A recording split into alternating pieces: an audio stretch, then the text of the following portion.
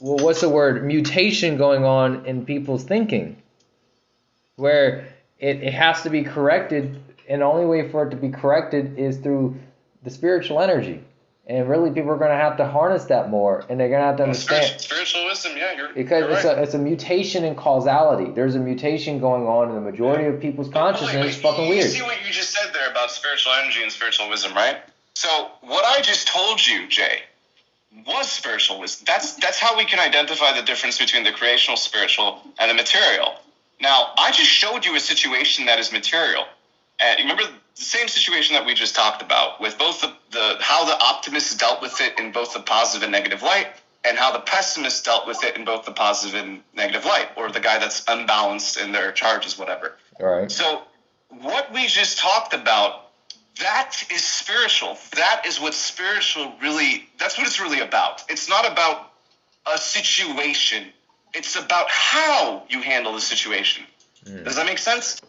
When people become more creational, they're more aware. This is why we say if you're becoming more spiritual, you're becoming more creational. You're more aware of the laws and how to utilize that. But the laws they're like oil. You know, you can use them in different cars, so you can use it for different functions, different things that you have to use or whatever. That's why it could be used in a situation, you know, that we use with the two guys got disappointed. They go home. One is like, oh, I'm going to use this to get better. The other guy's like, oh, I'm going to use this to kill myself. And then the other light, the two guys had the success of the job. They came home. One was like, man, this is good. I see that I'm pretty good at this, so I want to keep doing it, and I love this, and I want to keep getting better. The other guy's like, oh, I don't need to do shit. This is the best, blah, blah, blah, blah, blah, blah, blah, and becomes complacent. And that's spiritualism. And the sad part is, it's just that the people in the physical, this is what I've been paying attention to, past impulses and the people that were triggering those, is that people are taking advantage, and they think that they have the ability to take advantage of the material realm and use it for their own selfish ways. But then when they die, they find out what the truth is, and they find out how much of a waste and how much of trash they were giving to the universe, and how it's going to just be thrown away. It gets neutralized. Extreme materialists will face with the truth when they die, but they will face it anytime, because they probably get it in many lifetimes. But you conflate the Sith-like people. They know the truth. Ones that are purposely do. Now that is an evil that, I gotta be honest, that is true evil. When you are actually aware of what's going on, you're using that. I mean, I just don't feel that is real spiritual evolution. I feel that there's either they're rejecting their impulses, or they're just not that spiritually developed. They might be developed.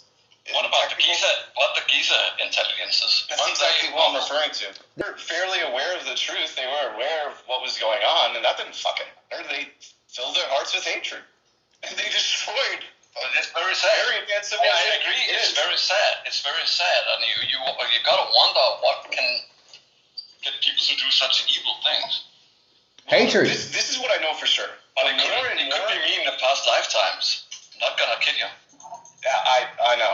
I'm right there with you. That's I guess why we keep bringing that up. But I think that's exactly why, you know, what we do here at Programming Good Thoughts, the meditative consciousness, the creational ideas, it's so important, because I think that the Giza intelligences, dude, they just filled themselves with so much hate over so many generations that it was literally passed down in their genes.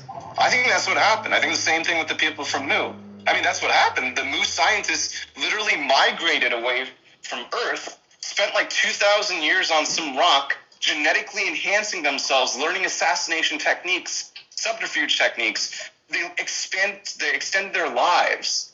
I mean, they literally, Jesus Christ, they must have so much hatred. Yeah, they must have had pretty good understanding of so many things and still be hateful. That's exactly why, Outson, recently I've been really confronted with the difference between creational spiritual evolution and material technical evolution. What is the climax of an intelligence for a human being? What does that mean? Like, and the maximum potential point? What is the maximum potential point for technical knowledge of the material realm for the human being? Still not really a question that we can answer by a number per se, but obviously there is I'll put it like this. you could attain a very high form of a specific intelligence, like let's say idea intelligence or fantasy intelligence or emotional intelligence or whatever. But from what I understand and from what I've personally experienced, and it could be dependent also on the actual like physical properties of the Earth, of the human that you're using. So in the cases like Earth humans, there might be some caps in some ways, but there's two things to this. One, it's kind of like D&D, where if you put enough strength in, like stat points into a certain stat, it'll start hitting diminishing returns. So you have to allocate to other stats. But this is what I've noticed. It seems that with the higher the creational spiritual evolution, it's like these diminishing returns get pushed back a bit. So you can have more stats in a particular intelligence than if there wasn't as much creational spiritual evolution. Does that make sense? It makes perfect sense. One would have to be more collective in their thinking, because let's get this straight. If somebody, there's a limitation when it comes into understanding spiritual energy and what is the purpose for somebody to use the spiritual energy in the material realm for what we call evil. It's still a form of confusion. It's still a form of confusion. Because certainty is not confusion. Certainty is knowing what everything is, having the absolute understanding of reality. If one has got, it's a trust. It starts as a trust. There's literally a process. It's not just, oh, I'm smart. Hello. I think you're right. It's a trust. You have to trust creation. It's a spirit. Yeah, but I still sense that people, that you are not really coming to terms that they have to trust love. They have to trust love. What up, Chip? If you don't trust love, What's going on, man? how you doing, Chip? Sorry, not to cut you guys off. It's nice to see you, Chip. you're doubling down on it. I hear. Oh, man. Yeah. Yo, is that you, Dan boy?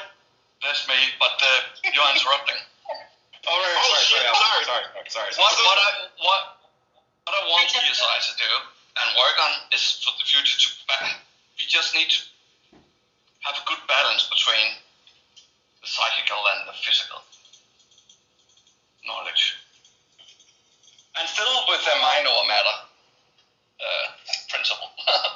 Agreed. Yes, there have to be a balance between, if like, you have to have the material and the technical skills yes, and knowledge yes. and trades, of course, but without that, we obviously need the creational. Yes, Still in a mind over matter.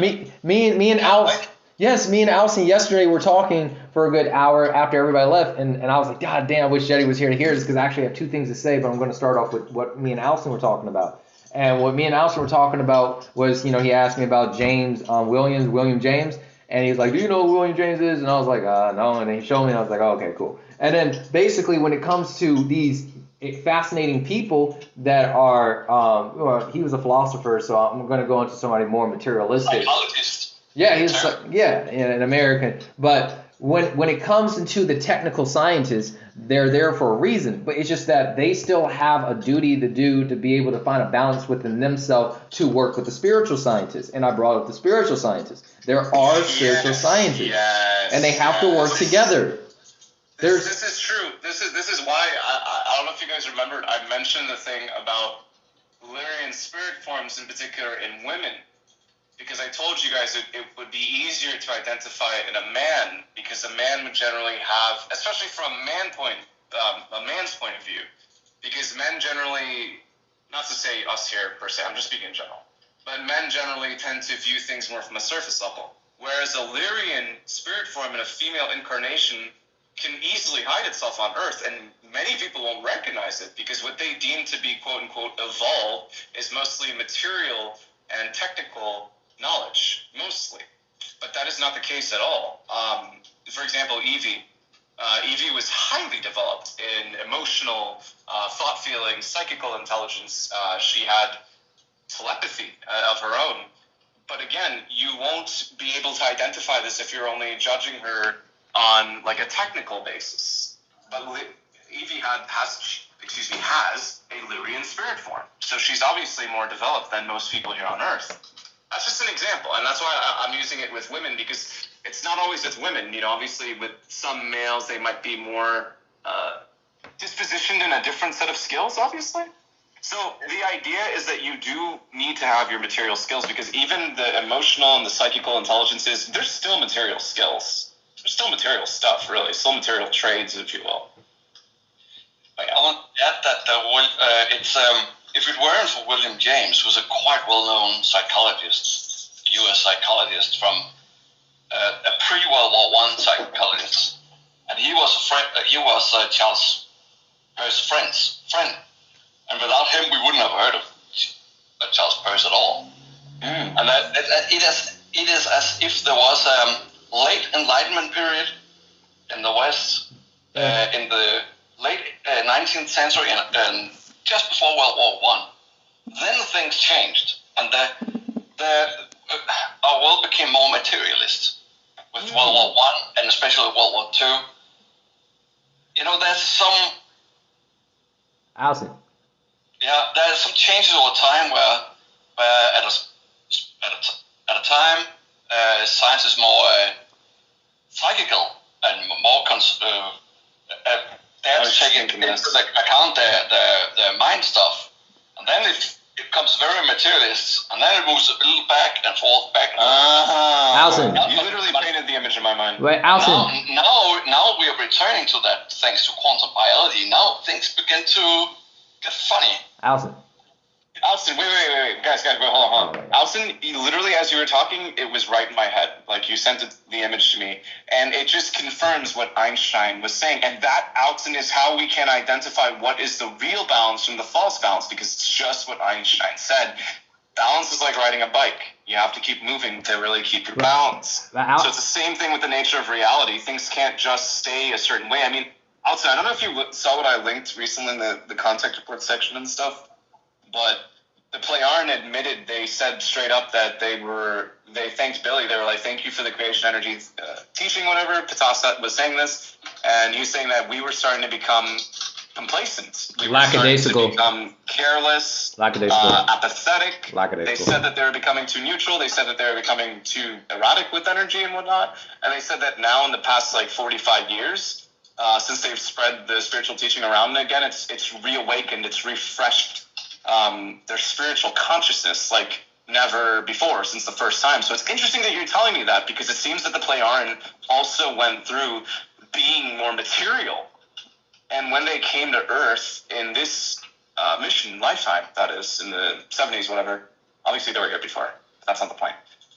It seems that they were more on the material stuff, looking for different material means, such as, for example, you see their dealings with the Timars, they got technological improvements from them, and also from the Sonians, they got technological improvements from them. But now, it seems that even why High Council Arthasata may have impulsed them to Earth is because they too needed to spiritually evolve as a people, and as a consequence, we get to reap those rewards. So that's why I feel like the age really is moving. You're right. It did get very materialistic, and now it is moving into an age more spiritual. But one last thing, and before you go, Jay, this idea is also primitive how I'm speaking about it. In reality, what it's really about is that things just move more. Again, what we were talking about before Alton came. Things move from positive to negative, but it is not about either positive and it's not about either negative. And this is, hear me out with what I'm going to say. I'm really trying to make sense of this. It's not about the spiritual or the material in the sense that how people think about it. Because once you know that everything is one, it sets a different picture. Again, I use the example of when you get into a car. You're using the gas and brake. You're not focusing on the gas now, are you? And you're not focusing on the brake. You need both of them to get to your destination. So it's the same thing with evolution. We need periods that are more focused on technological, on material, on certain forms of information, and then we need periods that are more focused on creational wisdom. And this seems to be the balance. And Allison said this yesterday when we were talking, which he mind-boggled me, but he didn't know because I didn't want to make a note because I was just contemplating what he said. And he said, let's get this straight. And I want Allison to really kind of refine what he said yesterday over when I said, I'm going to try to trigger it, but I was like, okay, science, no, the real science is the spiritual science. But is that the truth? No, I tell you that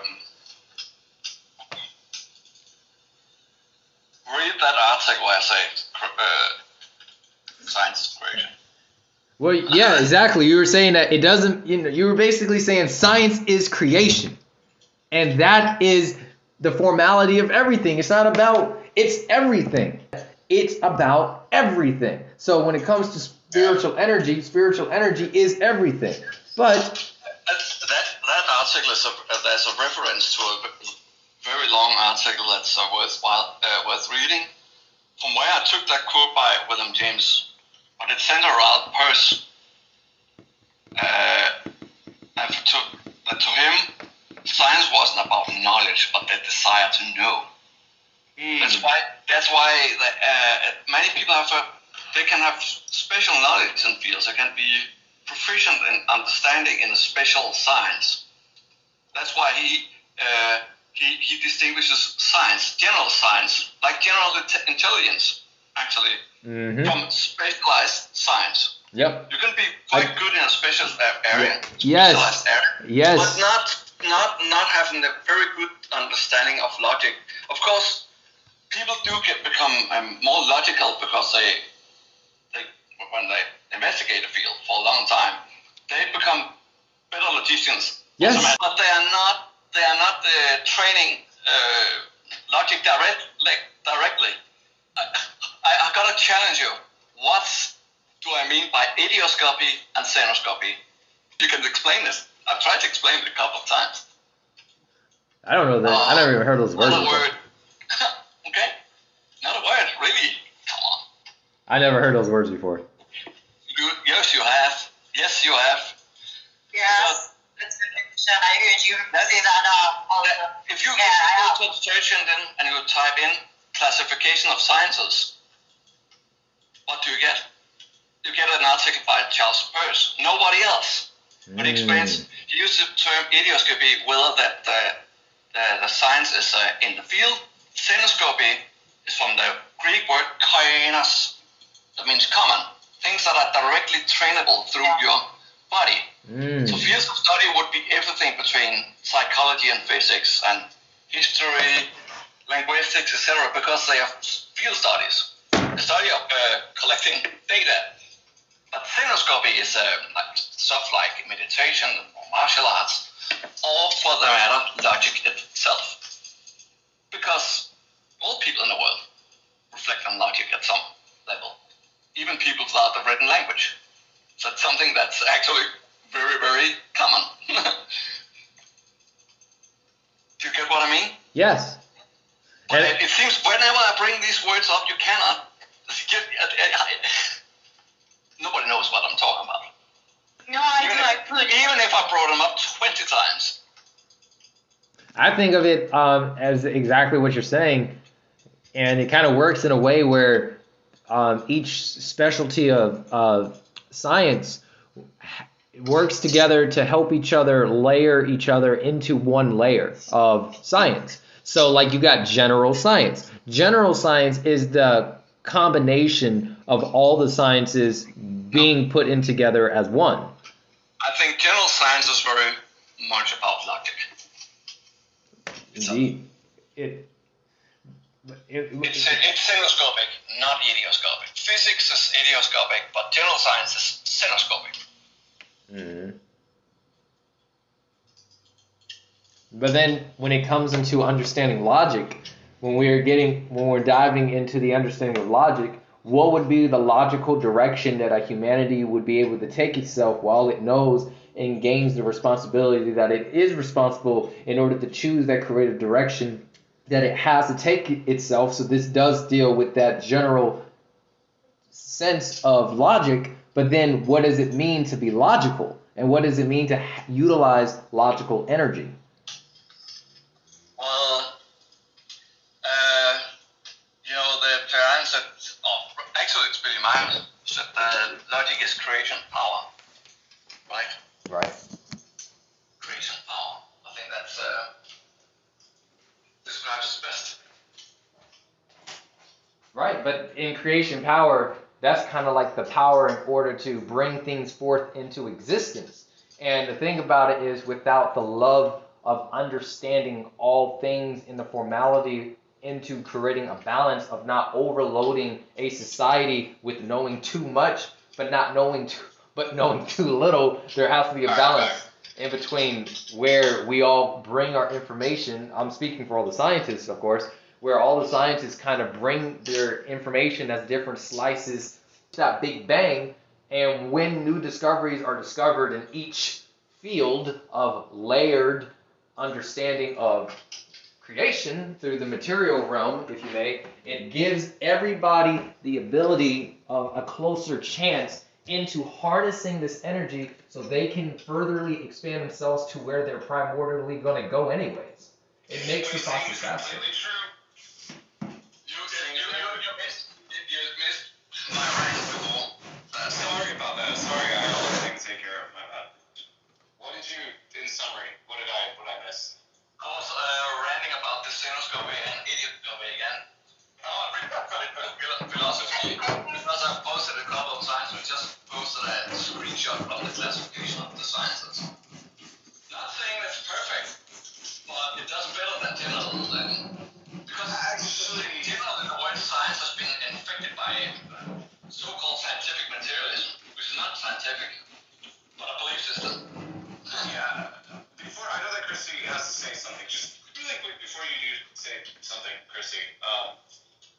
I don't know if you saw it. I linked I linked a lot of stuff in Figure Material today, and one of the things was Billy was talking about that I kind of want to read here. He said that in order to explain the whole thing, it must first of all be made clear that in explanations, everything can never be explained as precisely as the entire facts of a matter actually require.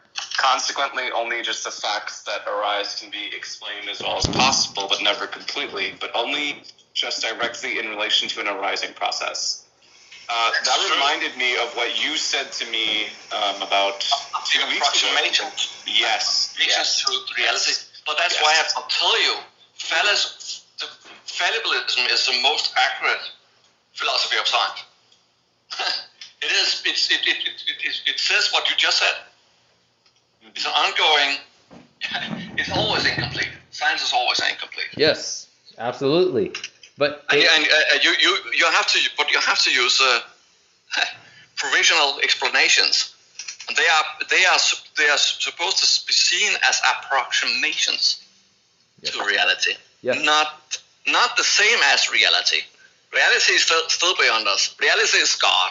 But they still got to understand that they are the flow of God. If you want to put it in that sense, they have to understand the eternal mystery. They are the swimmers. They are the ones that affect how the waves are contributing to the self. Our job is to fix this creation, not just fix it, but refine it. You know, we have to fix ourselves, and we have to refine ourselves. It doesn't matter, even from billions of years from now. Okay, I said billions. But the thousands of years from now, we still are going to be in charge of these impulses that will rain down through us. And depending on, how things are perceived, those impulses will be there. And those impulses can be activated that's why we have to have modesty within the present, because we have the job of affecting the future. And the future selves, along with the past, which, is us flowing into the future, have to accept certain impulses in order to do the job that we are here to do. Get with the program. It's awesome. It feels awesome. It's an adventure. It's exciting, but it's still a job. It's still a task. Meditation, it makes you better at feeling impulses. You're training directly with the source energy. But everybody is exactly the same source energy. This is the important thing that people must understand, that gives them the most, like what you said, through the meditation, like a butterfly or a caterpillar becoming a butterfly. It's a realization of a changing through the form of like you're changing formlessly. You're formlessly changing yourself into a greater form.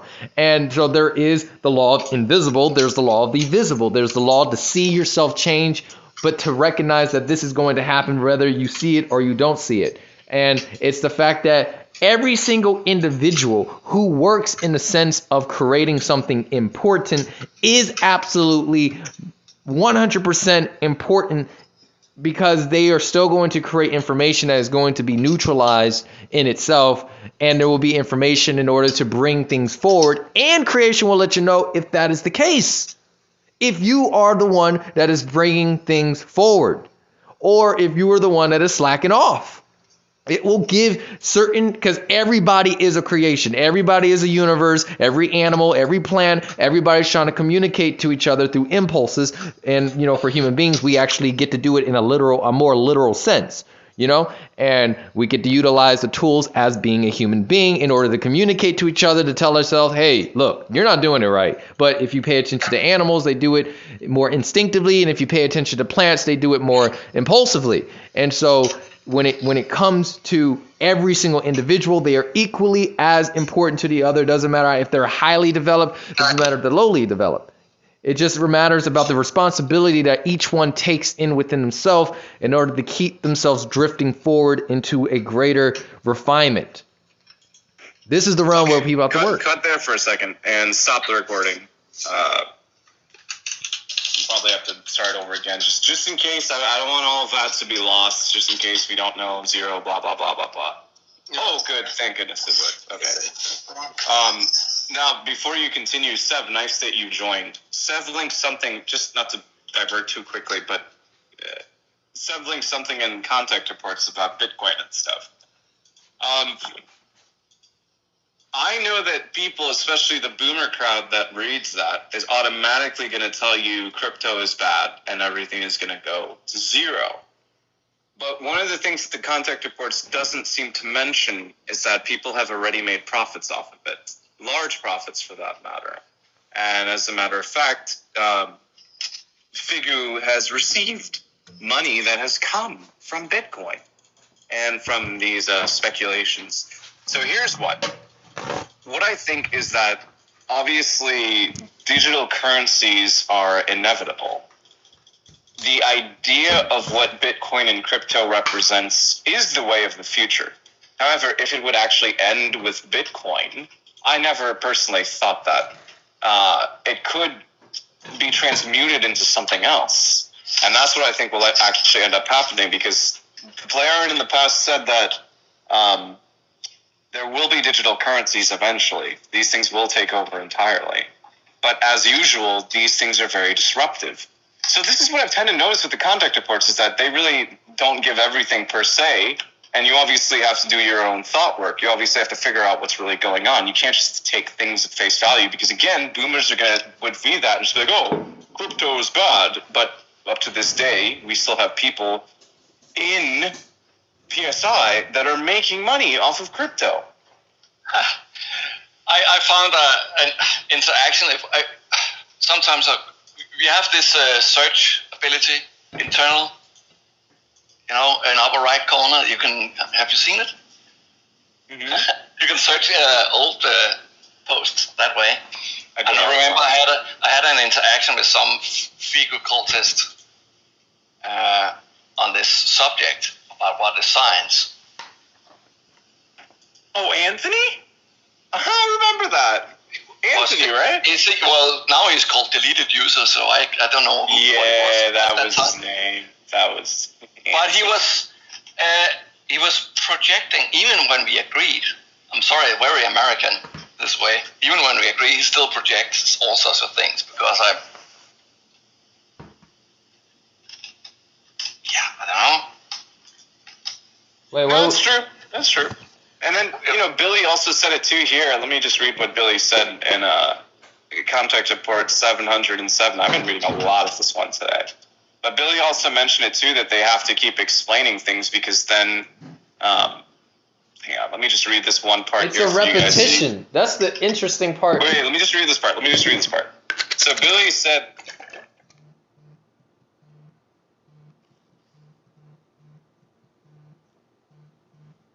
Nope, not answering it. Sorry. Calling me way too late.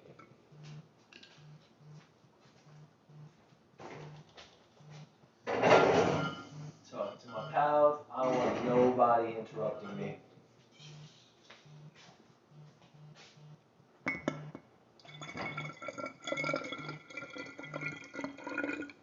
Due to a lack of understanding on the part of the questioners, readers, and listeners, which then have to be laboriously cleared up. We also saw this with, guess what? Weed. We saw this with THC, where you have people like Michael Horn thinking that Billy really meant to be anti-weed and anti-THC, but then Renz linked us that other contact report in Druids the other day that showed us that Billy was saying, oh, no. Actually, marijuana is completely harmless. And he was talking about even the benefits of THC. Billy even has he has best friends. People think that. Tag you all. Oh, he also worked in the Turkish ring, by the way. But when it comes to Billy, he's very interesting because when it comes to certain people, they think that, oh, Billy is my best friend because they kind of understand who he is to a certain varied degree, but they don't. That's a sick thing to say, by the way, when people say that shit. Like, not to cut you off, Jay, but I've heard people in the mission community say that. They say, like, oh, Billy's like a grandfather to me. And I'm like, I literally fucking cringe when I hear that shit. Yeah. Dude, you do not know Billy like that. Yeah. Why are you speaking about him like that? Like, I could say that I have love for Billy as well, but I don't know Billy like that. Why are you speaking like that? It's weird. Anytime I hear people speaking like that, it's a lack of focus. My mind, well, not a lack of focus. Really, what it is that they're just cultists. They're just acolytes.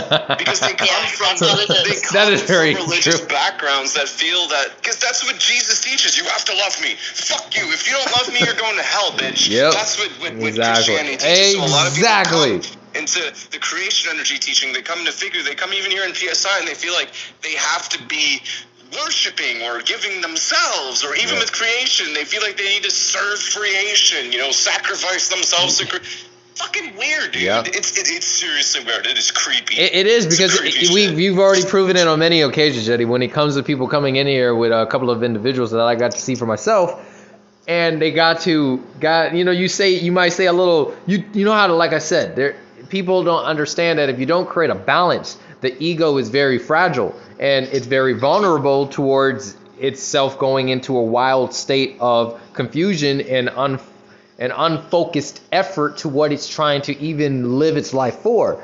And you're able to kind of show people that they're being unfocused in what they're thinking by saying certain things that might pinch a nerve.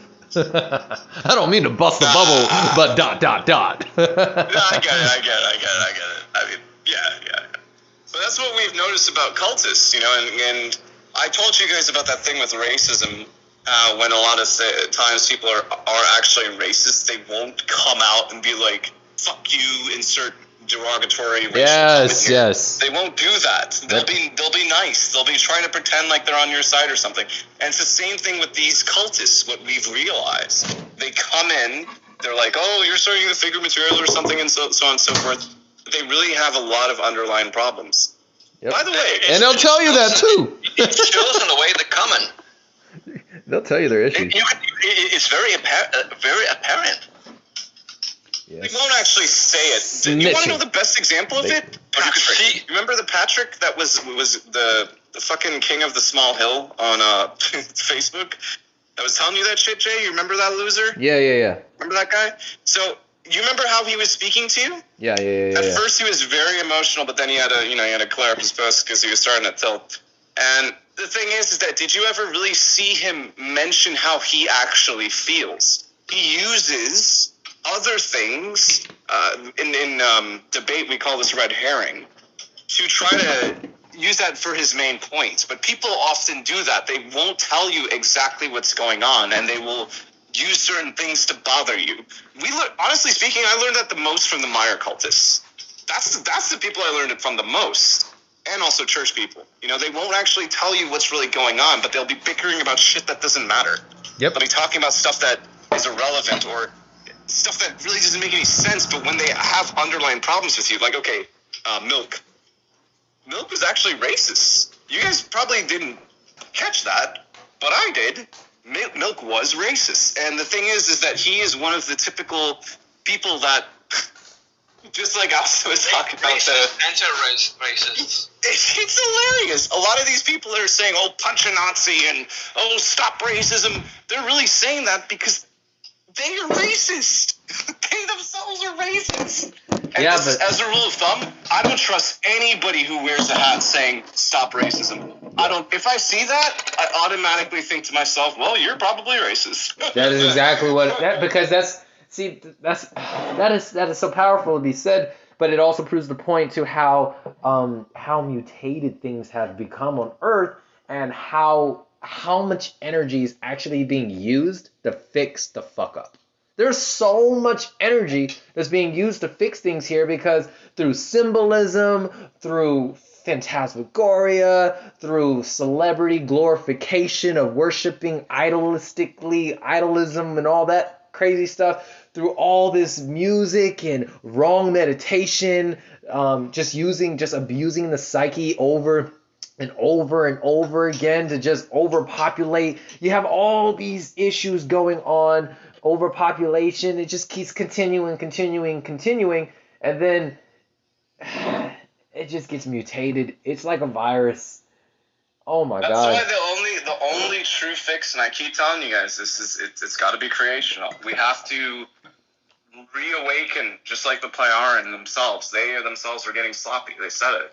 And we have to reawaken that here on Earth to get things back in balance. It's a repetition. It is a repetition. It's a repetition. It doesn't stop. Love you, Jen. Billy had to literally come back and tell, what the hell y'all doing? What y'all doing? A refresh. It's literally a refreshment. It's a repetition. It's perfect, but people have to understand that. They can't. Oh man, I hope I remember this in the future. I really want to keep these impulses. Hey, just a trick question. What do I mean by xenoscopy and idioscopy? One means something that's material, and the other one means spiritual. It's an oversimplification. I referred to that article. Yeah. They didn't get tagged. I think Christy is talking. Yeah, it's Christy. I still think it's pretty damn good, that article I wrote more than 2 years ago. I think it's the best. I think it's a... You said you hadn't heard these words before, so how can you say it's one of the best? I've seen the article, but from what I remember reading it, I can't remember specifically. But Yeah. you're talking about that article on that site, and I asked Jetty who wrote that. And then he said you did, and I was like, oh snap. Yeah, part of it was included in the first HGS, and in general, that's what I plan to do. I mean, I'm really trying to, look, I'm not really intending this per se, but it's kind of naturally happening. PSI, it resembles Figu more and more, which is interesting. But I think it's still very different. We're still our own thing, obviously, but I don't think that's by coincidence, just because, obviously, both organizations at their core foundation is about the creational. So why I'm saying that is because, okay, I don't know if you guys have actually read the Figu bulletins. Obviously, Billy has generally a lion's share of the articles. He has a lion's share of it. But he's not the only person that necessarily writes there. And like I was telling some of you, especially some of you that weren't here, after Jordan stopped the Chronicles, I really had to ask myself, how do I make that work? Because I want to take what didn't work, and I want to take what works. Obviously, the Chronicles were very beautiful and so on and so forth, but Jordan short-circuited on it. So I thought about it really carefully. How do I make something like this work? And it will work with HDS. And this is what I was telling Jay and Josh about earlier. I don't know if you guys were not here. But I was saying that we need to start viewing our conversations, especially in like Think Tank, but anywhere that it may erupt, as contact reports. Because how Billy and them do it is that they would just copy-paste conversations from contact reports, put it in the bulletins or even in the books. So what they do, how they create the books and the material it's very efficient. It's very efficient. So what they do is they would create content from contact reports, whatever, or certain articles, and then with books, they would compile them. They would edit them, compile them. Oh my God. And the reason why it's genius is because they are being human in the process. They're being true human beings, taking an adventure for the betterment of what The purpose. See, this is the reason why the Plejaren had also evolved in the past 45 years from the information that has been told, and it would only logically be concluded in the sense that they have been taught an important lesson into you have to keep being human, you have to keep searching, you have to keep refining, you have to keep on. It has to be a balance. Yeah, that's basically all I got from that. But that's something beautiful that certain individuals on Earth, such as ourselves, are doing, and also what we're doing and Figgy was doing also complements the sun, because I think the sun is in a binary system as well, and so we cannot, if we try to use astronomy to understand why we do the things we do, which is what we do from a microscopic point of view, with the zodiac signs and all that stuff. What we also do kind of is interesting to a certain degree. I don't know how much evidence there is to this, but the idea did come up. It has something to do to how the sun rotates the other sun, or rotates the other star. What's that? What I missed there? Well, What about what star? I was saying that it's interesting that you got Figure, PSI, you're gonna have many other groups, but it's interesting how things are kind of rotating around each other, revolving, because isn't the sun in a binary system, right? The solar system is in a binary system. Yes, that is true. It's just the twin star doesn't have as much of a gravitational effect, but yes, okay, yeah. Yeah, that's all I want to say. I was just giving some. It's just, okay, so when we're awareness. used to binaries, we're obviously used to seeing close binaries, but there are long-distance binaries as well. Yeah. And in particular, okay, I understand why the Plejaren have their definitions for stars and stuff is different, because when you really study it from an astronomy point of view, the names don't make any sense, because a lot of these objects can become each other. So, like Jupiter, for example, Jupiter is a star. Jupiter is a star. I mean, it's weird that we still consider it a planet. Obviously, it's not really a... Everything astronomy consider it's too small to be a star. It's fucking weird. That is so weird. It's not large enough to have these Nuclear fusion, yes. Yeah, I know. think I I understand them. I get that from where they're coming from, but then you throw brown dwarfs into the equation, and things start getting really... Yes! Because brown dwarfs is like the quasi-planet... There you go. And it starts really bringing up all these questions, because we have found brown dwarfs that did not necessarily evolve to become a star, Yep. but started as a star and became a brown dwarf. And we can see that as well with white dwarfs, too, that given enough of a time frame, even with neutron stars, a neutron star, we call it a star. But if you actually really think about what's happening, a neutron star is like the core of an exposed planetoid. And it's moving very fast, so there's a lot of friction, but obviously the actual surface is not solid. It's a kind of plasma-like liquidy state, but it's still not like a regular star. It's almost rocky, really. So that's why it's interesting that we use these definitions. Even a black hole, by the way. A black hole is a star, by the way. Just in case you guys know that. It's not actually a hole. Usually a dead star, another dead star.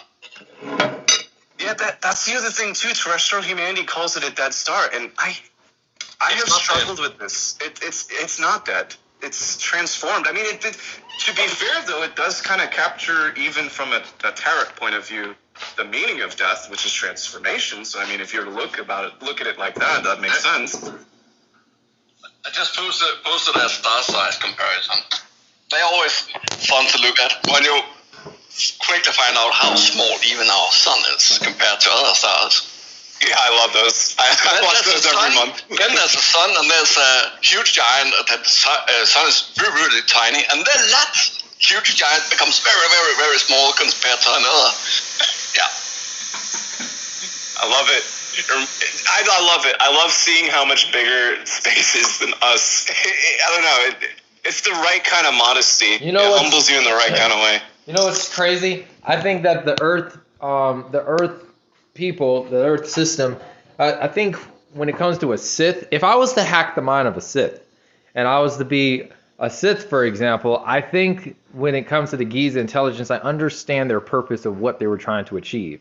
And No. what their hatred was the fact that they were trying to get the human beings to be born for their purposes. So as example, if I take myself right now, I know who I am. And I know that I am born for creation. And so I live up to those expectations, and I expect a lot of good stuff out of me, and I expect a lot of potential to bring itself into existence. But for other people, they don't expect themselves to be in a potential of what they can do for reality. But in a sense, it's more of they were born to worship an entity.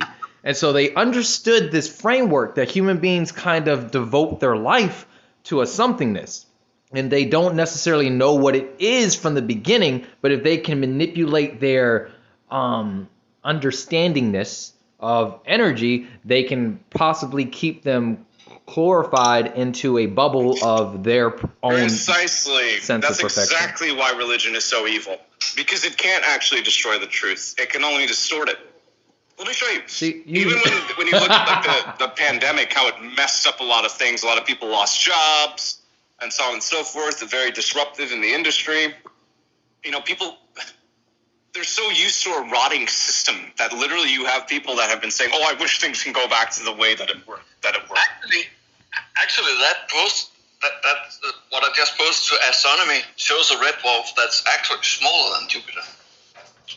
Yes, and in size, red dwarfs can be smaller. A lot heavier, though. It's heavy enough to have fusion powers. It's probably a lot heavier than Jupiter. Yes, mass-wise. That's what's also interesting, too, by the way. We see that in nature, that the bigger an object gets, it also gets smaller. It's like the mass, there comes a certain limit. Charizard. I can't say his fucking name, but it's something C limit, right? I can never say his name. That was one thing in physics I didn't like. But whatever. There's a certain limit to object sizes. And the more mass you put on, objects tend to compress more. So in the case of like a black hole, if you wanted to know what the size of an Earth black hole would be, that would probably be the size of a teaspoon. That teaspoon would have all of the Earth mass inside of it. So when you're thinking about a black hole that literally has the size of, say... That's how you divide by zero. That's why we joked about in the physics that black holes... Oh, yeah. One of the spots where God had divided by zero. No, I find it a fascinating concept. I mean, obviously it's not just with black holes, because with brown dwarfs as well, if you look at the size comparison, a lot of brown dwarfs are either just as big as Jupiter or smaller in size, but they're way more massive. So, Jay, do you see what I mean earlier when I was referring to spiritual evolution is not about like this swelling, like a neo-capitalism, more. Yeah. It's about quality. And it seems that nature does that as well. When we look at these celestial objects, they don't just grow in size, but they grow in mass, in internal strength. The interesting part about that is through the adventure of understanding the universe, then it's kind of like Svath's journals, and in everything that he had within, what is it called, his journals? I think they had a name for it, but it's kind of like and I think like we all create our own in our own way. We have our own what is it called? Annals. We have our own information that we have gathered for the purpose of refining reality. That would be the primordial of basically giving the adventure back to the primordial energy. Like, this was a nice adventure, now it's time to go home. And I feel like when it comes to experiencing the universe and it comes to traveling around the universe, and with the purpose of us having dreams is the fact that we get to re-simulate this into ourselves through the dreams. So the purpose of dreaming, which a lot of people kind of take for granted, if you may, is to really use the subconsciousness to re-assimilate different variations to kind of activate impulses through the life to use it into practical use in, creating wisdom. Because the individual would have the experience of meeting extraterrestrials within their dream. So not necessarily it would be a purpose of meeting them, but it would also, in 50-50, would be a preparation. And everything I think that we're doing is preparation for, going back home. I just want to mean, go back home. you can actually, you can consider the entire existence as being that. Even in spirit stages, you're technically still doing that, man. Mm-hmm. That doesn't really stop. Even when you're no longer dying, you know, you're in those spirit states. We're always doing that. It seems it's a singularity. That's why I'm going to say it again. Chrissy, you saw Deep Space Nine. You know what I'm going to be talking about with the prophets, right? Yeah. And how they're outside of linear. Honestly, Jay, watch Deep Space Nine, bro. Deep Space Nine is better than TNG. Seriously. Mm-hmm. It really, really is. Especially once it hits season 6. Way better. Way better. And one of the things that I really love is the prophets. Chrissy, guys, this is funny. I actually I actually ended up liking them. Oh, God. I actually ended up enjoying it. Mostly because it starts to make sense what they're getting at here. Obviously, they have their life philosophy or religion about it. But you have to think beyond that stuff, right? Mm-hmm. The reason I brought up the prophets is because they live in an eternal now. They don't live in a linear progression. And I think I've told you guys before that if consciousness is evolution, then you're not just going to jump into a higher evolutionary state. You have to be aware of it. You have to be aware of what is happening. That's the point of consciousness evolution. So the idea, as hard as it may be for human brains, is that we should be thinking in an eternal now. We should be thinking, Jay, just as you said, brother, as a singularity. You're right. Yeah. We really should be thinking as the future, the present, and the past all is one thing. And then that boils down to just a simple question. What should that be? And the answer is your choice. Actually, when I drew that symbol of the singularity, the symbol of infinite singularities. So it's basically complementing everybody. Everybody gets complimented on this. This complements all the forms of bringing forth something that even when creation forms itself to be new, that is also complementing that sense. It's an infinite singularity of refining itself. And it looks, and when I drew it, it looked just like what Billy drew, but it was it's basically taking the infinity sign and copying a version of itself in infinite spaces.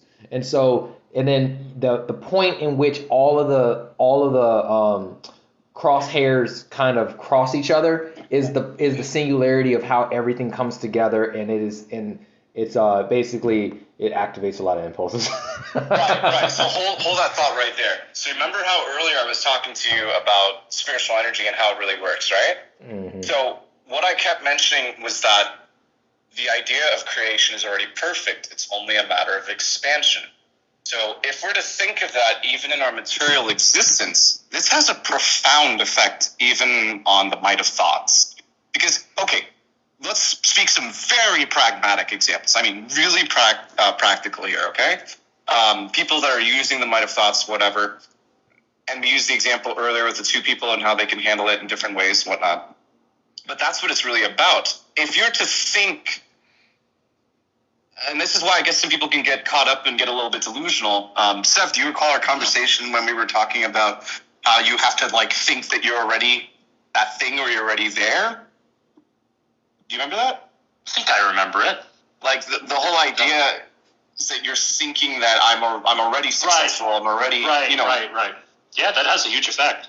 Yes. But the thing is that I really want to speak about this because people can get caught up in auto-suggestions. But this is not about auto-suggestions. When you are saying I am, I am a great man, I'm a writer. Let's do something. I'm a writer. Boom, thank you, Seth. When you first start, you're not actually a fucking writer. You suck. You don't have the talents. But you do have to say that. So you're calling the future into be. And when that finally comes into existence, what you were saying all along, technically speaking, had already existed. That is an aspect of the eternal now. That's even how the might of thoughts works. I'll give you another example. This one is a little funny. when I was a kid, I jokingly made a joke with some of the boys. Actually, this was at Mike and Roland. This was way back in the day. I mean, way back when I was a kid. And back then, you know, as a male in Florida, and Jay, I think you know exactly what I'm talking about, especially in the South, if you will. You got to be tough. You can't be weak down there. You got to be, you know what I'm saying? You know how it is. You know how it is. So the thing is that me being tough back then, the whole thing, you know, with all of the boys talking about, oh, I had sex, oh, I had this, oh, I had that, blah, blah, blah, blah, blah, you know, talking about the girls that they banged. You know, little kids, but that was the thing back then, you know. So me, as a kid, I didn't know what to say. I wanted to fit in. I didn't want to look weak. So I was like, oh, yeah, I lost my virginity as well. Yeah, I lost it to a whore. Now, I didn't really think about what I was saying. I just, you know, I want to be tough. I want to be, you know, with the guys. You know, you got to show that you got to be tough. You're among wolves, if you will. You can't show weakness. However, that really did happen. That really did happen. I eventually really did lose my virginity to a whore. Yeah. Literally, words that you might think that's a joke. That's why we were even talking the other day about you really shouldn't call yourself stupid. Not even a joke. It's not even funny. Because these things come into existence. So when you actually think about this from a consciousness perspective with stuff like, I am the best rapper that there is, you know, or I am a rapper, or I am an actor, even though you may not be there yet, you have to be living in that future already for it to actually come into existence. And you have to do that in such a way that you don't become delusional, that you're still attached to the present that's falling into the past, but the present that's falling into the past is not your focus. Mm-hmm. That's why most people can't make the might of thoughts work. That's why most people can't make the law of attraction work. Okay. Absolutely. I'll show you another thing. I can't believe I'm sharing this, but I guess it was sooner or later you guys are going to figure out about this. Do you guys know the Star Trek episode in Season 1, Episode 10, Haven? I told you guys about that. I showed you guys. I told you that was a special episode to me. You guys remember that? Mm-hmm. Yeah, is that the one where Riker dresses up ridiculous? Like he has this, like, they go on this planet. No, that's not the one, but I know what you're talking about. When you saw the woman, right? The blonde chick. Right? Yes. Hold on, go keep talking. I'll refresh my memory. Yeah, that was the one with the women when the women were running shit and they had a bunch of beta cucks. God. Oh, no. This was the one where Troy was supposed to get married to the doctor, but he ended up jumping ship for the blonde chick at the end, the one that was sick or whatever. So you remember how he was drawing her? And when he got to their ship, he was drawing him. Do you remember that part? Yeah. They both willed each other into existence. Yeah. I told you guys that episode is special to me, but I never got into much detail with it. You guys probably had some hints here and there. That's what creation is doing with us. That's what spiritual energy is actually doing with us too. Yes, it is. Because that's our ultimate relationship. Is that that's what I love the most. Right. Well, what I wanted to say is that's already happened to me in the real world. Like, it's not just me that was wishing or willing for someone that looked a certain way. The same person was doing, it's Sky Sandy, it's Els, it's her. She's in PSI now, so whatever. She was doing the same thing for me. And she didn't even realize she was doing it. There was this rapper from West Palm Beach, I forgot his name. He died a couple of years ago. He came out really strong. He had a couple bangers. But then he died because, you know, Palm Beach County, homie. You can't get away with that shit for long. But I remember when I first met her, she showed me this guy. And she had no idea what the fuck she was doing. But she said that this guy, that was the love of her life. She said, this is the person that I wanted to end up with. Now, obviously, we weren't really together at that time. I had just met her. And I didn't really realize that until years later. But we really do bring forth things into existence. And when the funny thing about bringing forth things into existence, a lot of people feel like you have to create it, like you have to make it new. And obviously, maybe you do have to like actually write or create your music or whatever. But let me put it like this. Even with your writing, even let's say with that you're going to write to make what you want to come into existence, guess what? You need a computer that already exists. You need a language that already exists. You need character tropes that already exist. You're already using what exists to bring your thing into reality. And it's the same thing with everything, even with people that you will into existence. They already exist. And when you get these drives, these impulses, they're probably willing you into their lives too. I didn't think I was going to share this with you guys for many years to come, but I guess it's time. That whole thing that even with Laura Vian that you see on my cover, that's based off a real woman. That's based off a relationship that I have, and I've had for a while. That person also willed me into their life too. Another, I told you guys about Christian as well. You know, Christian I wrote in stories, Michael Horn I wrote in stories, other people and so on and so forth. But when you're willing something into existence, when you're pushing your mind out there, you really are, or I should rephrase that, you really have to trust creation. Because what you're really doing is you're really asking creation to put together the pieces that exist in a way that is acceptable to you.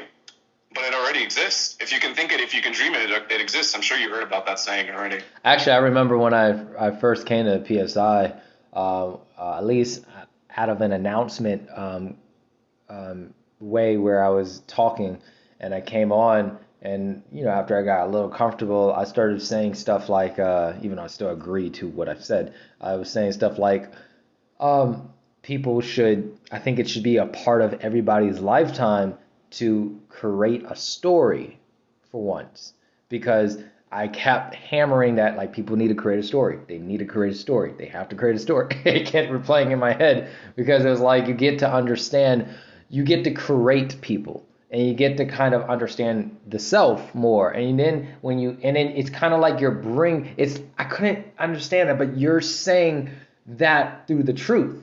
And it is the truth where you don't have to necessarily create a story. You can create a story by helping somebody else create a story. So I know that now. But when it comes through creating a story, you are literally putting an incentive of yourself, or kind of like creating an attraction and a repellence at the same time of yourself. So it's kind of like you're attracting certain individuals to come along your path, and either you realize that you have done this or not will be up to your awareness.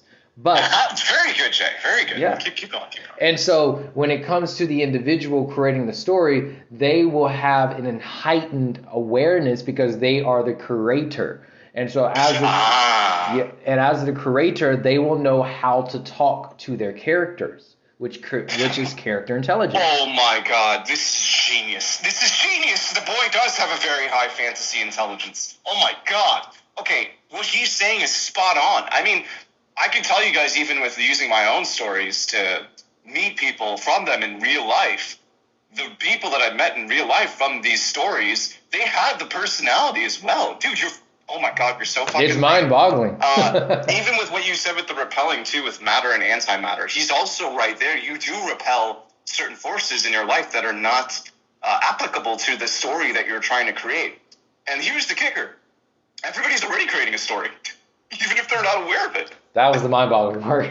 That's the thing. Just like how we could say everybody's meditating, even if they're not aware of it, you know, and everybody's doing conscious evolution, even if they're not aware of it. I think dreaming is like an enforced meditation, kind of. Absolutely. That's a good one, Alison. I didn't think of it. I already said that. At least an enforced pit stop, you know? Yes. That's a really good way of thinking. People have to fantasize. You have to fantasize in life. What is life without fantasy? That's like nature's way of saying, okay, they may not get it this lifetime either, but we have to. It's nature's way of telling everybody you're goddamn floating in midair. You're floating. What do you think this is? I just want to say, too, that fantasy has a lot more to do with real life than people think. People really underestimate that part, and I think that's why they can't get why it's so important, why fantasy exists. I mean, okay, let me give you a very good example. Star Trek. We're talking about Star Trek. We looked like 30 years ago during TNG or Deep Space Nine, whatever, they had iPads. Now, everybody has an iPad. But back then, if you were to think about it, be like, oh, that's ridiculous. That doesn't exist in the contemporary. That doesn't exist right now. Why are you writing about that stupid fantasy shit? How would we ever have any progress? So fantasy does find a way to make itself into reality, and that's why we do have fantasy. In some way, it has to be realized. It doesn't have to have the exact elements, but it must be realized. Even from a spiritual manner, if I'm to use it in that context, it means kind of like how they say with movies being a spiritual successor or something. That's what I mean it in that context. It has to have the elements. And in my experience, especially with Might of Thoughts, can we focus on that for a moment? Might of Thoughts are real, guys, and we're constantly attracting in our life what we want. So I gotta say, it's really fascinating to me because I've thrown a lot of things out in my life that were, how do I say it, to test. I've really lived my life as a scientist. So even with this girl that I saw that I would be with when I was young, I saw her from young. I didn't necessarily commit to that idea at first. Like any good scientist, I took the idea and I threw it into the wind. And I said, I'm going to test it. If this is worth it, it'll come back to me. Of course it did. I actually did this with everything else. I actually did this with writing. There was a point that I literally quit writing. I thought to myself, I'm going to quit writing and I'm never going to do it again. I threw it to the wind and I was going to invest fully in crypto. And then the creation energy, inevitably, not even that long after, led me straight back to writing.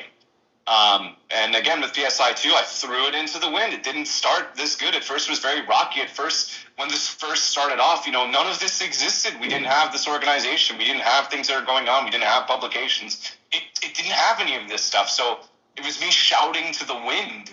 And back then, I had to say, PSI is an empire. PSI is a kingdom. Even before it really became a kingdom that it is today, I had to say that. Yep. The Might of Thoughts are powerful. The Might of Thoughts creates reality. It's okay. It's just like genetic manipulation.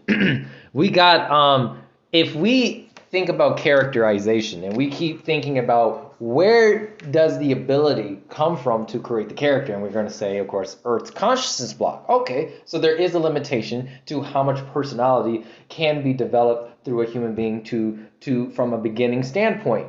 For my point that I'm trying to utilize this information for is to say that for the future human beings, which is ourselves, are kind of like reanimations of personalities that we have created within the present. So right. The fantasizers are kind of creating future humans through basically taking personality and showing creation. Here's a character, use it. Well, I mean, to add to your point, what you're saying there, I find fantasizers, ruminators, dreamers, etc., writers, the whole nine yards. Let's just summarize them as fantasizers.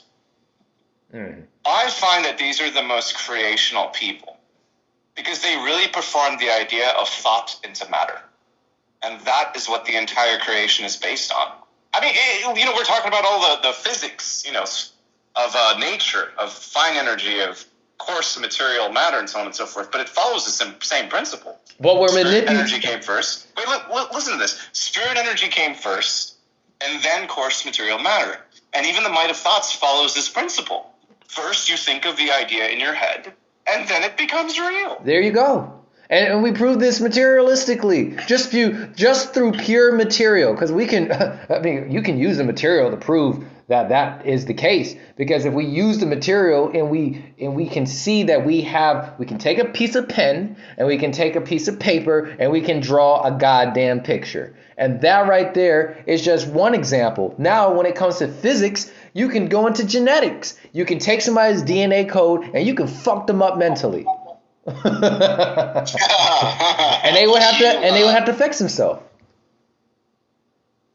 I don't know if you remember, Jedi, before I came down to Trinidad and Tobago, I was learning how to paint. And I painted this picture, like this neon picture. And this had like bright violet colors. And it had two islands. And it had seagulls. Oh, yeah, I remember seagulls and a boat.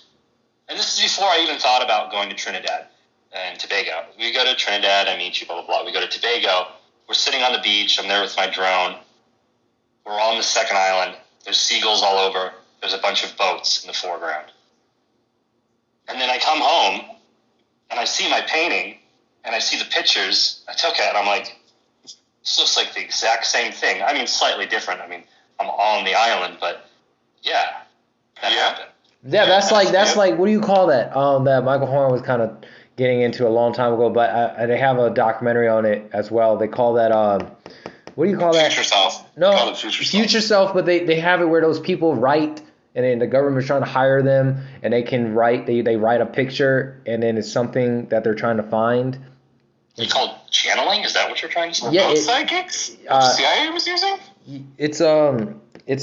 Oh wait, before you get into that, you're getting into something different, right? But what Sev was saying there, Sev, I'm glad that you brought that up because that was a very special moment. I remember when you called me and you told me about that and the sound of your voice. Yeah, man, that Tobago was literally a dream come true. Also, for Sev, it's something that he was mining even unconsciously into existence without knowing. That's why he mentioned the thing about the seagulls, the painting. I remember when you showed me that too, and I was like, I got goosebumps, dude.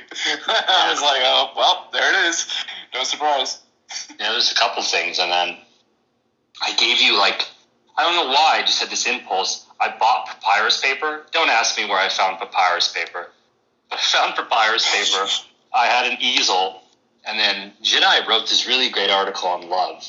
And I put it all on papyrus, and I gave it to him. Still have it. Yeah. And it was something else that was kind of impulse to me about papyrus. And writing on papyrus is not easy. It's because it's all stringed together through these, I guess it's through some sort of leaf or branch, or some sort of very thick branch, and it's strung together. So it's kind of coarse. It's very rough to write on. But I remember giving that to you, and there was something else that was kind of interesting that I remember. It's very special, man. It's okay. One last thing, and then I'll let you take the mic, Jay, because this is really important. This is super important.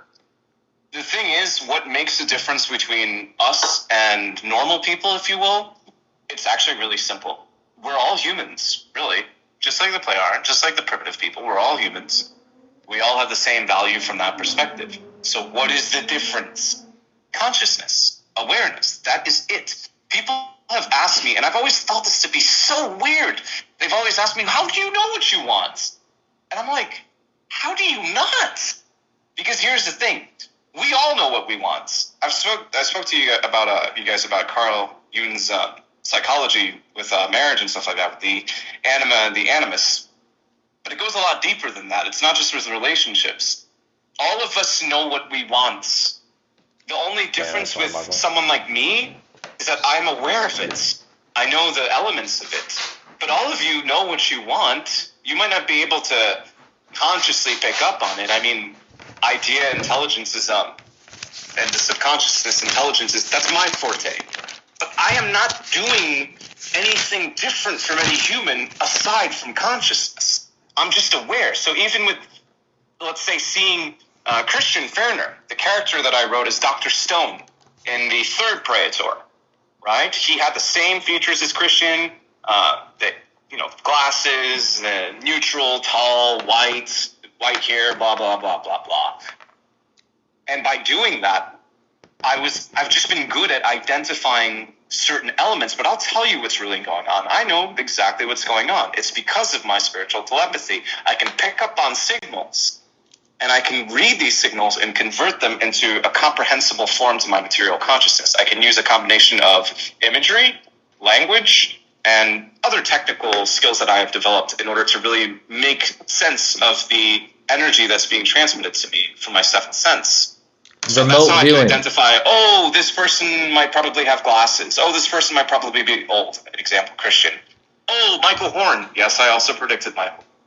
Will be a fighter.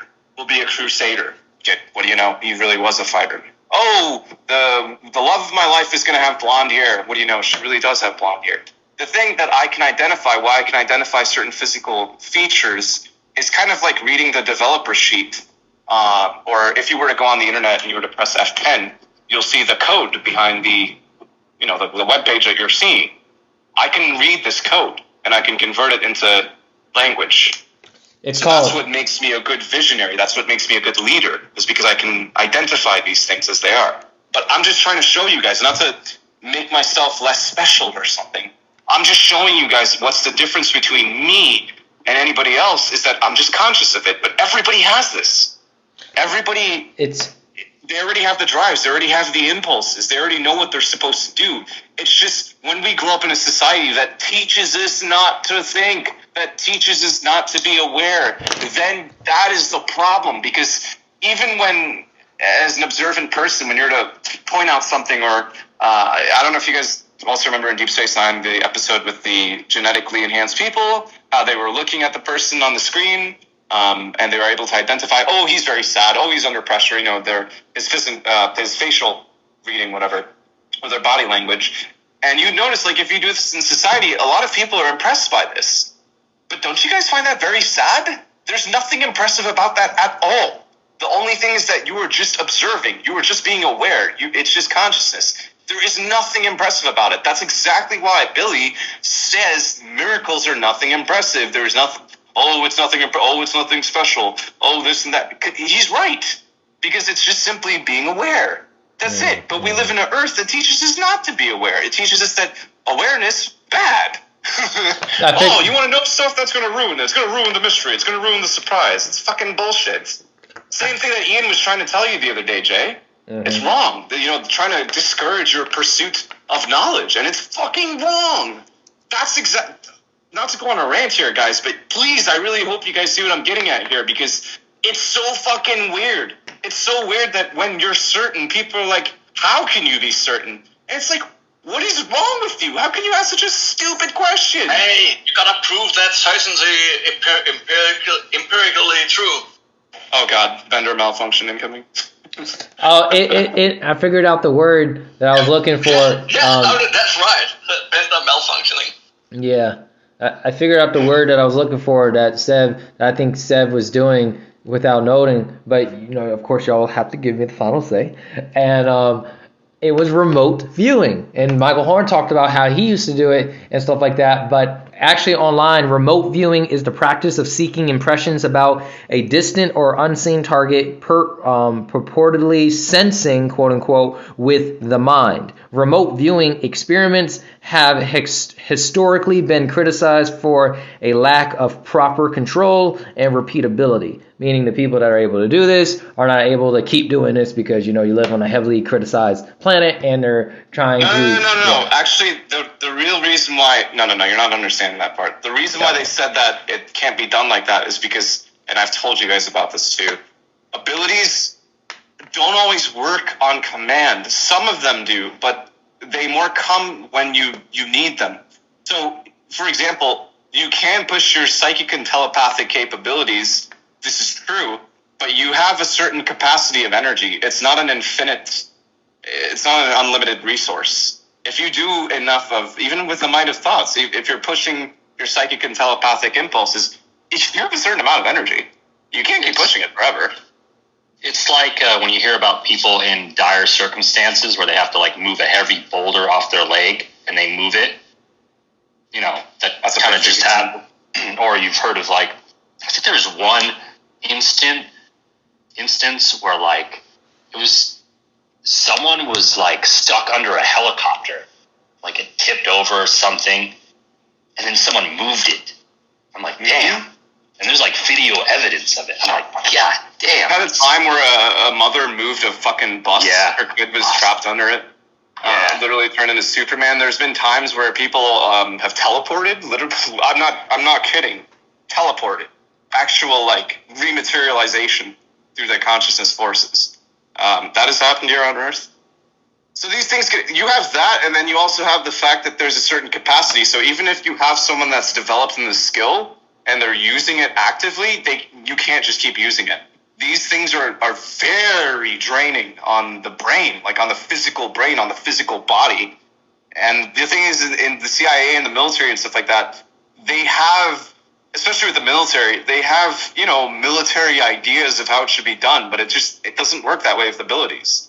Abilities, you can burn yourself out. You can literally fry your brain with it. Especially if you're being interrogated to do something, because it's all love at the end of the day. And even if you're a Sith, you still have to have some type of real big love, because at the end of the day, it's all about love. You still have to have people organization, you have to have, you have to have an intelligence. You have to have an intelligence. You just can't. You have to have a collectiveness because that's the way, evil or bad or good.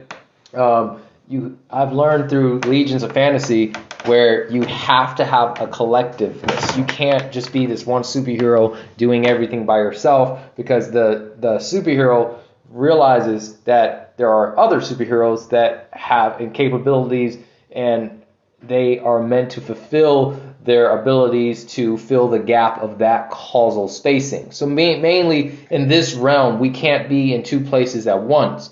However, we can be in two places at once with somebody else taking up that space and connecting that. Hence the we consciousness, the hive-minded consciousness. Yes. That's the way it should be. And it makes a lot more sense, people waiting to go into the Arahat Arthasatha, but I've always told you guys, you can't actually get to these forms unless you start acting like you are these forms. Again, yes, exactly. Not in a delusional way. I don't mean it to say, AJ, you and I are Arthasatha now. No, not at all.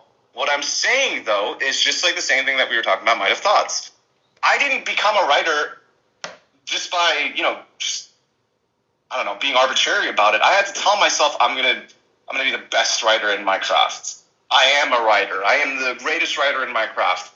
And even though I wasn't at that point in time, because I dedicated to that goal, I became it. So it's the same thing that we also have to do here, too, if you understand what I mean. If we really want to get to these higher stages of existence, then we have to start acting like them. You know what dude, it's actually, okay. I have a question. Let me give you a pragmatic example. It's like someone trying to get out of a bad lifestyle, but they keep saying, oh, man, this is just the way it is. Oh, man, I got to do this. Oh, man, I'm so deep. It's like, but how are you ever going to improve if you don't take steps to do something different? It doesn't make any sense. So it's the same thing even with moving into high council and beyond. Like, guys, you really have to drop this, I'm too human to think like that. That's nonsense. That doesn't make any sense. You don't have to be super evolved. Our first personality is creation. And I think the more and more we think like that, the easier and easier that process will naturally be. Well, also on top of that, if somebody was to get closer to those times, they'll start having visions of past lives anyways to neutralize their collective thinking. And it's like an interdimension mixed with an outer dimension combining itself into a singularity of all dimensions. It's so fucking crazy. But also on top of, my question is, wouldn't it be like, with that being said, when one dies, that process, in a sense, kind of takes them already to the next state. So they don't necessarily have to come back.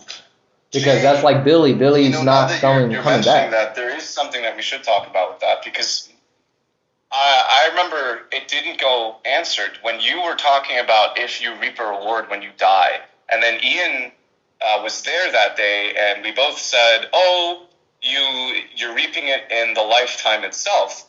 That is true, but maybe we should also talk about the bounty that you do reap on death. You were right. But obviously it's not like a heavenly reward, like you're, going to the streets of gold. Not like that per se, but there is a bit of a bounty. You do get a better assessment process, if you will. It helps. It does help that you do live a good life, and beyond the life itself, in the death state now. So this has nothing to do with any successes in the life itself. We're now talking about the death state. In the death state, from that successful life, just like in the life itself, how you committed yourself to goals and you achieve them, the entire life itself is one fat goal. And once it's over, you do move into the death state, and you can reap a lot of benefit from that. So you were right about that, especially for the next personality. That does help out a lot. I just wanted to let you know that you were on the right track with that. It's both. Well, I can't take the full credit, because I quoted that from the Goblet of Truth. Okay, I see. The Goblet of Truth said that. Say again, Austin? Rest. The Goblet of Truth says that every lifetime the human being is rewarded depending on the mass. I'm going to put it in my own words now. Depending on the mass of what they have created for themselves. This means all the variations of each experience of every vital point that has came into being through the experience of the human being going through the experience itself. when they die, all of that gets measured up and equalized into an energy that they get to be aware of through the death state, but it's not in the same sense of how we utilize our awareness now, because the awareness is now being energized at 100%. Damn. Very good. Very good. Very good. I hope that was recorded. Please tell me that was recorded. That was Recorded. completely coherent, logical, spot on. Spot on. They explained like the greats themselves, really. Great. They're just excellent. Excellent.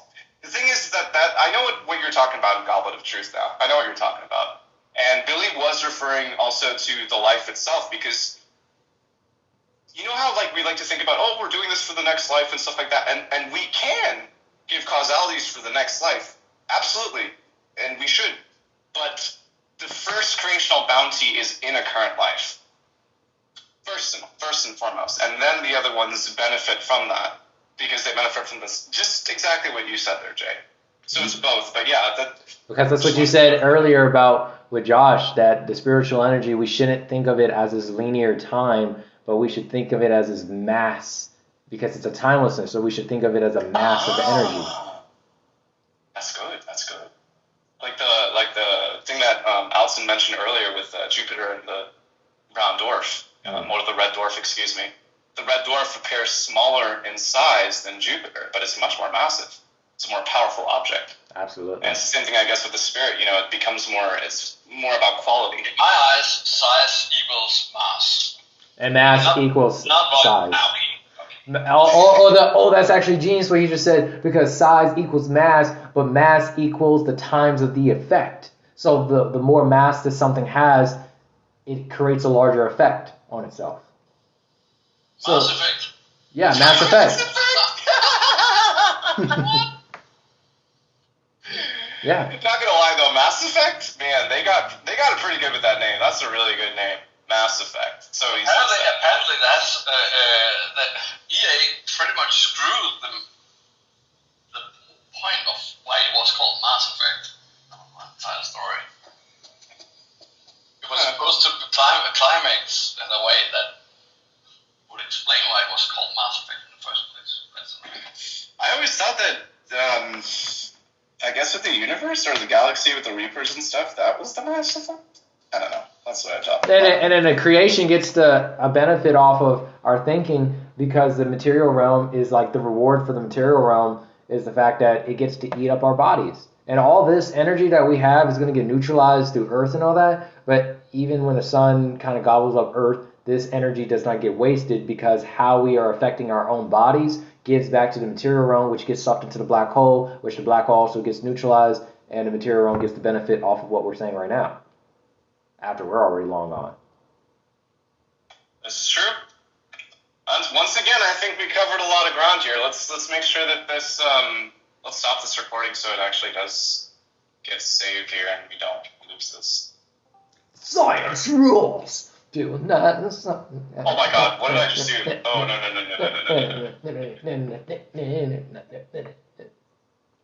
Why is Groovy? No, Groovy. I'm not asking you to. What? Okay, there we go. Ooh. Oh boy. Oh boy.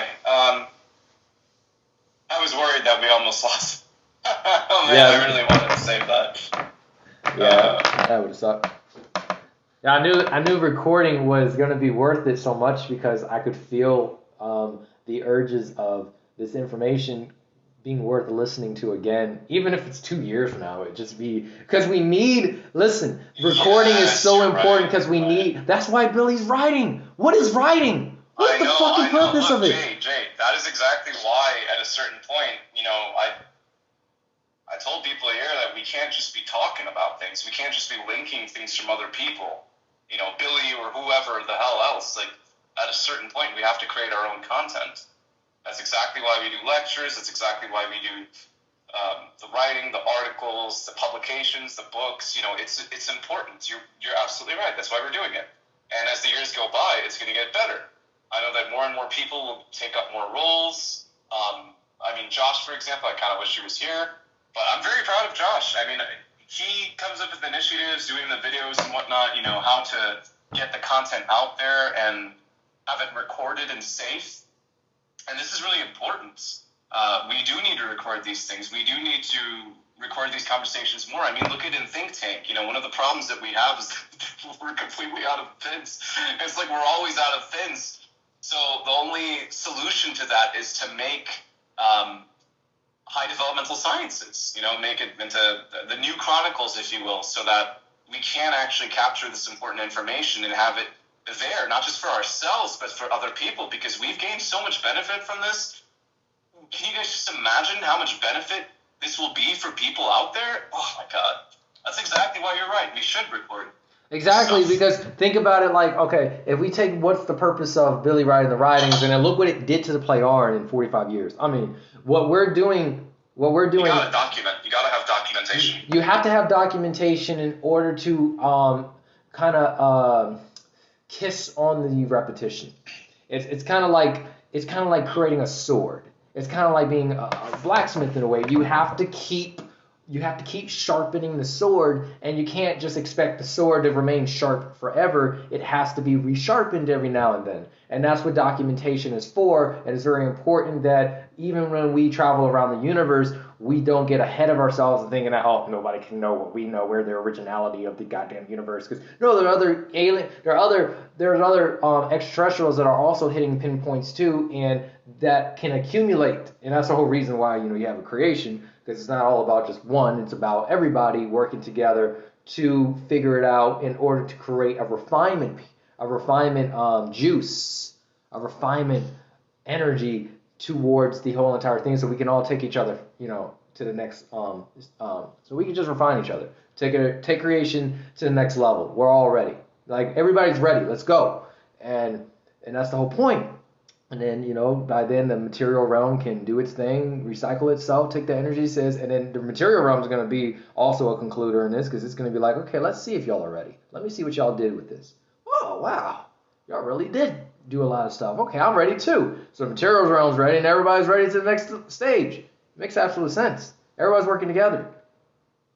But we have to help each other, because in the past, what kind of happened is I think certain individuals in the past got ahead of themselves, and we kind of used certain information into thinking that it was impossible for others to do the same. Well, if I'm to be honest with you, and this is a truth that a lot of people find hard to accept, but it starts to make a lot of sense when you factor in the age of the universe.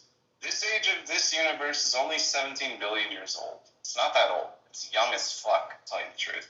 So a lot of the old Ishwishes, even in Atlantis and Mu, what Christian told me, because I asked him about this, I said, what's really going on here? And this is what he told me. He said that the truth is that the spiritual teaching that we have today is better than it was in the past. And that's a good point, even when we look at what we have today and what we're dealing with. So the universe itself is evolving, even incarnations of highly developed people. Now, what do I mean by that? Let's look at the Ishwishes of the past. The Ishwishes of the past are never going to be on the same level, if you will, as the Ishwishes that will exist tomorrow. And there's a simple reason for that. I mean, okay, look at someone like Einstein, right? What Einstein had to do with his typewriter, with the pen and paper, we won't use now, but let's say about 700-800 years from now, a lot of people will have a lot of his knowledge. Not everybody, because he's still really ahead of the time. You're opening up a lot of impulses. Let's say about 2,000 years from now, then. That's a little more fair. A lot of people will have his knowledge more standard. It'd be standard. They won't have necessarily all of the complexities of his knowledge, but it would generally be more standard. So the humans themselves would be more evolved. And the Ishwishes of that time would be much more developed of an Ishwish of Einstein's time. What I'm getting at here is that what we have today is better than what has existed in the past. And that's important to know. That's why that answers a lot of questions about, what's going to make the difference, with Ishwishes and blah, blah, blah, blah, blah. Well, the frank truth is that the Ishwishes that we have today, including ourselves, we have better education. We're more creationally developed than we were in the past. So for us, even if we want to say, oh, we had incarnations in Atlantis and so on and so forth, if I'm to be honest with you, I am more spiritually developed than my incarnation in Atlantis. Because probably back then, now here's what's interesting.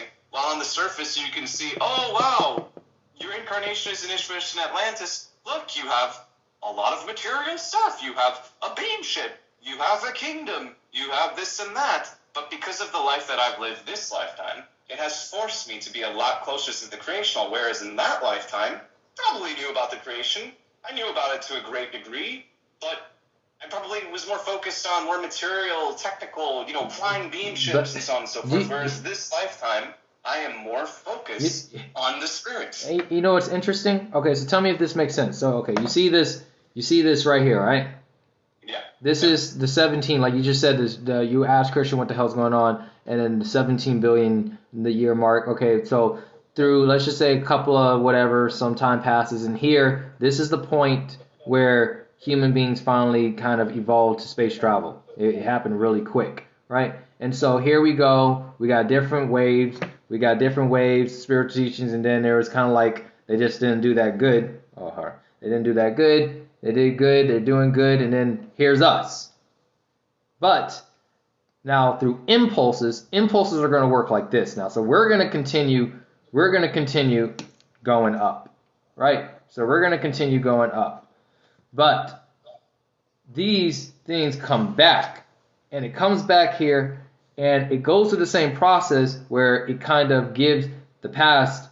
Now, I know this probably sounds crazy. It gives the past impulses where the refinement phase goes, where because we were here once, right? The energy was once here. It kind of traveled itself by correcting its refinement periods here, and it kind of goes through a period where it goes here. It refines itself, and then it goes even higher. And then, but it doesn't work physically. It works through impulses. So while we're doing this, there's something behind the scenes which we call the impulses working to kind of travel back in the past, reconfiguring reality in itself, and coming back and then traveling back all the way to us. So basically, if you really pay attention to this, where we started, there is a starting point for all of us. All of us started somewhere, right? We all started here. But as this, we keep restarting every single lifetime that we live. So, or every single second that passes, we are literally restarting this pinpoint and creating a higher frequency so we can keep going the same direction that we're going. So our present awareness is here, but we were once here, but because of our present awareness here, finally reaching this point of where we're at, it's impulsing the past to impulse the future in order to keep catapulting itself towards a greater refinement. Actually, what you're saying, it may sound confusing, but I do understand what you're saying because it makes, and for those of you who are confused about what he's saying, Jay is also talking really about the spiritual time configuration, which is not linear, and it does work in a bit of a helix spiral. So what he drew there with the waves and stuff, that is accurate, and I do see what you're saying because the present is always a singularity between all states. That is true. So the spiritual teaching that we have today does influence the past, but it's not necessarily a past that we can go back to because that past is not necessarily materially connected. It's more of the spiritual nature of time, because the spiritual nature of time, because it's indivisible, it operates differently. So the growth in the spiritual energy can't be a linear growth, and it's only a matter of pointing the signals more efficiently. So yeah, what you're saying is accurate. Of course, the past and the future do tie into each other, mostly from a spiritual point of view. But the bottom line is that what we have today, because this is our present moment of singularity, this is our present singularity, if you will, is better than the past. Even if we had flying beam ships in Atlantis and Mu. And that's why I use the example with showing you that, let's say Altson and I, actually I'm not going to use myself, I'm going to use Altson and Sev.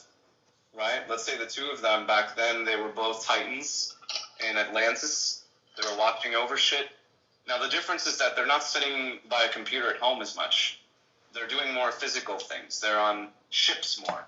They're flying around more. They're checking out stuff more. They have more technology to operate with. And I'm bringing this up because I also want to. Please try to see what I'm getting at here, because remember, in the contact report 707. You cut out. What happened? He'll be back. In contact report 777. So 707. yeah, we'll know that he left off there. But you see here, it kind of, it's like here we are in the present. So every single present, wherever you go in your present, you are at the peak of who you are, wherever you go. But as you're falling into the future, your future is also giving back to the beginning. So we were once that one beginning new creation. We were once a new creation. So the beginning of who we were was a new creation. But that beginning also creates a greater mass. So that is our spirit. Our spirit is always at a beginning point. Our spirit is youth. That's why it says you always want to be youthful. You always want to be young, young-hearted. Don't.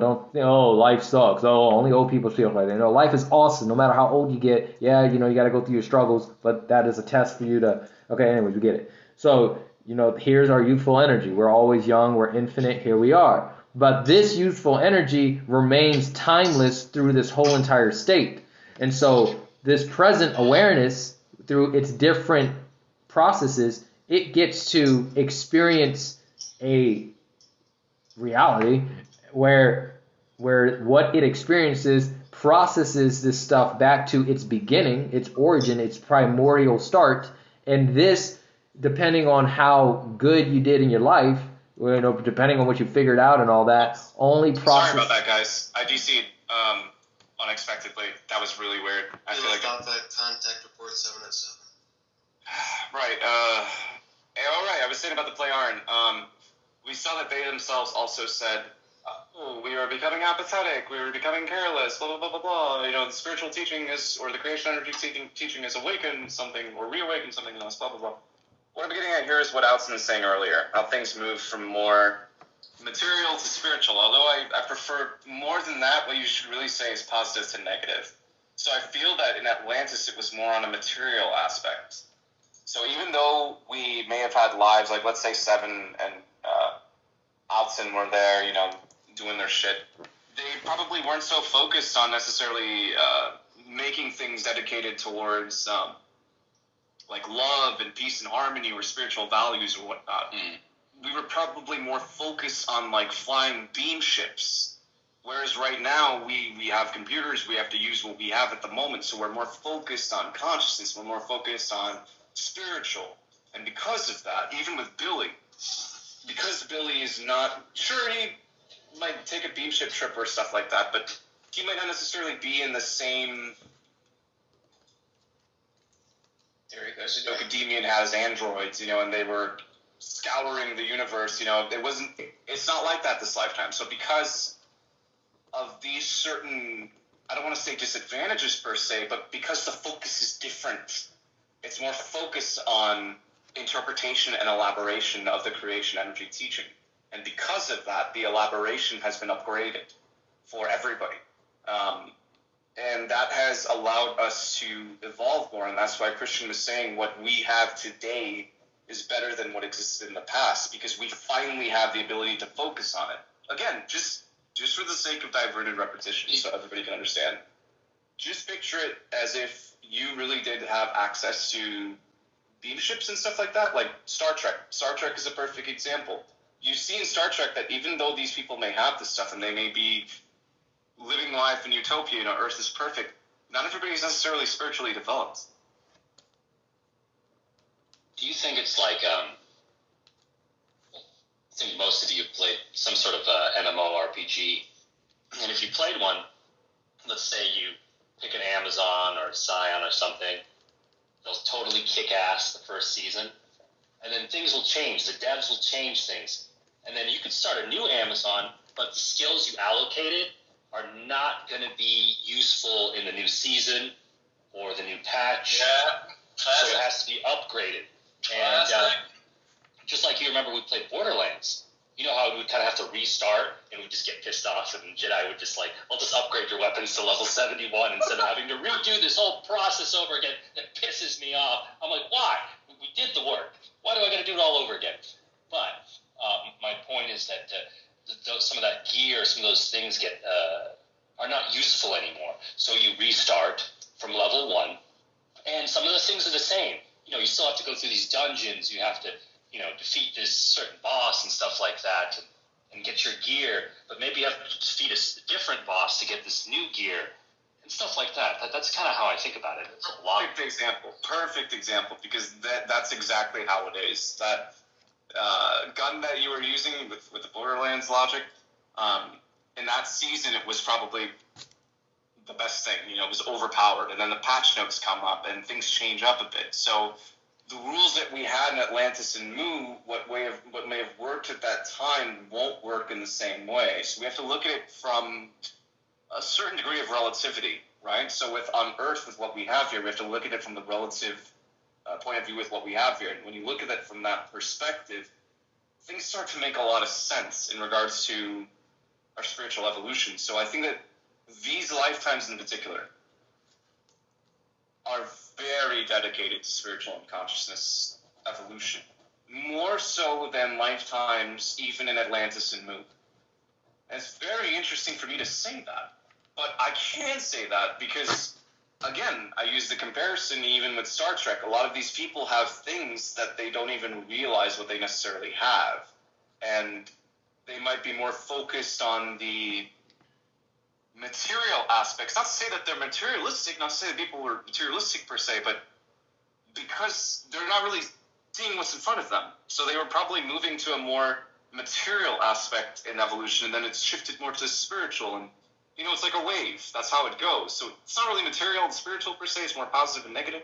So Atlantis probably moved to more of that stage at that time. And right now we're in an age that demands more of spiritual. I mean, let's just keep it simple. That's what it demands. Well, yeah. So that's why I think our incarnations have been configured the way that they have been configured. It wouldn't change if we were on planet Era, basically. The only difference would be, of course, we would be a little bit more. I mean, we would have to be born on Earth and then going through these experiences just to go back to another planet and enjoy ourselves. It basically means you have. What's happening now has to happen. That's all I'm getting at. I mean, it's interesting because the present, when it comes to the present, so right here, we're talking about creation. We're talking about what this is. Literally, right now, what this is what the fuck we're talking about. And we're talking about creation. Now, as the future falls back and these impulses come back to creation, what we're doing is coming to the spirit. So let's travel to the spirit. And death state. I'm dying again. I'm dead. And so here we are. This is our spirit. This is creation. Our spirit is the beginning. It is timeless. It is always young. It is always born as a forever baby. It's like it's a goddamn old man and a baby at the same time. It is perfect. It is just this perfect timeless energy. And then here's creation. And this is where he created the new creation, which is us. He created us. So creation is still us, but it created a new creation. So these impulses come to the overall consciousness block, which is creation. But it also comes to our spirit. And then this travels on in. I'm going through all through the lives, and you get some, you're going to get some, but let's just go to the present. And then it goes to the present. Boom. And then simultaneously, the present gets catapulted towards the present. And so it keeps going forward, and it says you did a good job. So here is a higher frequency. So as we keep doing a good job, our frequencies keep leveling up to level 1. This is where we were yesterday. This is where we are today, and this is where we will be tomorrow if we keep doing a good job. I see. Well explained in your logic. Yeah, I can see that. I think sometimes the player and think of kind of in similar ways too when they're doing their calculations and probability calculations as well, based upon a cause and effect. Well, that's what spiritual energy is. I mean, we have to understand it from these concepts because this is closer to how it is in reality. It's not growing linearly. It's just getting better at pointing signals. Like, and that's why I guess Jay used it with the master node, if you will, or the master creational node. It's just getting better at tuning in that frequency. That's all that's really happening. It is in a double helix spiral that's in a loop. That's how we can even evolve, by the way. That's how there can be impulses in the stages of Arahat Artha Sata before actual beings evolve into Arahat Artha Sata, because the impulse format already exists there. But when you think about the impulse format from a spirit energy perspective, and then all of this is possible because of the... Sev, you weren't here for this, but I should probably tell Sev about this so this could make sense too. So Sev, time. A lot of people don't understand time, but we can simplify it right now. Time really is about position. Okay? So you see how people say, oh, the time is 4 o'clock and so on and so forth. They read it with the numbers, right? I don't know what to do. What's really happening is they're saying this is the position of where we are in space. As simple as possible. Now, that is important to understand. Because, okay, the Earth is moving around the sun is moving around the central black hole, the galaxy is also moving around a cluster of galaxies. These clusters of galaxies are moving around the central universal arm, right? So clearly, there's movement. Time is a consequence of movement. That's why in astrophysics we say space-time, because you need space to create time. They have a fundamental relationship on each other. There are two sides of the same coin. So you can't get a position without an object. Hence we have space. Space represents... People think of space as empty. This is not how you should think of space. Space is your space. This wall is space. The object is space. The air is space. Anything that is an event can be considered space. And an event can be considered the quantum fluctuations in the atoms, to your cells, to your body. All of this is considered an event. So causality is dependent on an event. That's how we can actually have time happening. So when people are saying, what is the time? You're asking really what's the position in our movement in space. Good. Now that I explained that... Oh, wait. Go ahead and ask the question, Fred. So if there's no events happening, there's no time happening, correct? Correct. Causality cannot exist without an event. And if there's a greater space, is there a greater... I don't know how to phrase this question. And I don't think I have enough information to ask that question. It's okay. I was just about to explain to you, I think, what you're getting at. So this means that creation energy or spiritual energy is potential energy. An event. That's exactly why we have to look at this principle from where it really starts from. It really starts from the void. The void can be classified as the event, the eternal event. Right? We don't have to get into, oh, what was the void? We don't have to get into that. The void is classified as the first event, which then created another event, I guess, which Jay drew earlier in the think tank. And this event led to the first causality. The first causality started in the positive-negative impulse that became the being absolute, or the creation from nothing. That's when causality actually started. So causality starts from an event. That's when time actually started. That's when we have movement. We don't have movement in the void because even though I'm to tell you the void is ultra subsurface motion pulses, or to keep it very simple, it's the highest spiritual energies. Even though we can say that the structure of the void is motion pulses, it's infinite space. So there can't be movement. It's impossible for it to move. For something to move from one point to another, you need to have a beginning and an end. You need to have limitations for movement to actually happen. That's why the void can't move. Kind of like why Confucius is saying that it's all about the journey. If it's all about the journey, then there is no destination. From that point of view, it does make sense. I think that probably went over Billy's head too, to be honest. I think Billy didn't even catch that. But as the years have gone by, I've always been a proponent of Billy's criticism but I think that Billy admits it as well, because Billy and the player don't know a lot of things. Yeah. That's what a lot of people don't understand. They don't know a lot of things. But yes, you're probably right about that. It's probably how Billy interpreted it. It may have been. I don't blame the interpretation that he's coming from. Anyways, so now that you understand that, because we were talking about causality, blah blah, but causality can't exist without an event. So spiritual energy is very interesting, because while we understand that from a material concept, this is where it starts to get very interesting. Time as we perceive it in a linear fashion can exist in a linear fashion because material matter is divisible. For example, let's take you and me. You're right now in Las Vegas. I'm here in Trinidad. I'm looking at you. If I would have to take a plane to get to you, right? But our spirits, what we deem to be our individual spirit forms, are not separate. They are connected. Spiritual energy is indivisible. When you're to say an individual spirit form, you're really saying a concentrated mass of energy, but it's still interconnected with everything else. This is important because in the material sphere, the reason why we can have a point A to point B is because of the division. Material matter splits. You see it in the subatomic particles of the particles, cells, you and me, we're different human beings, etc., etc. But in the spiritual dimension, this does not happen.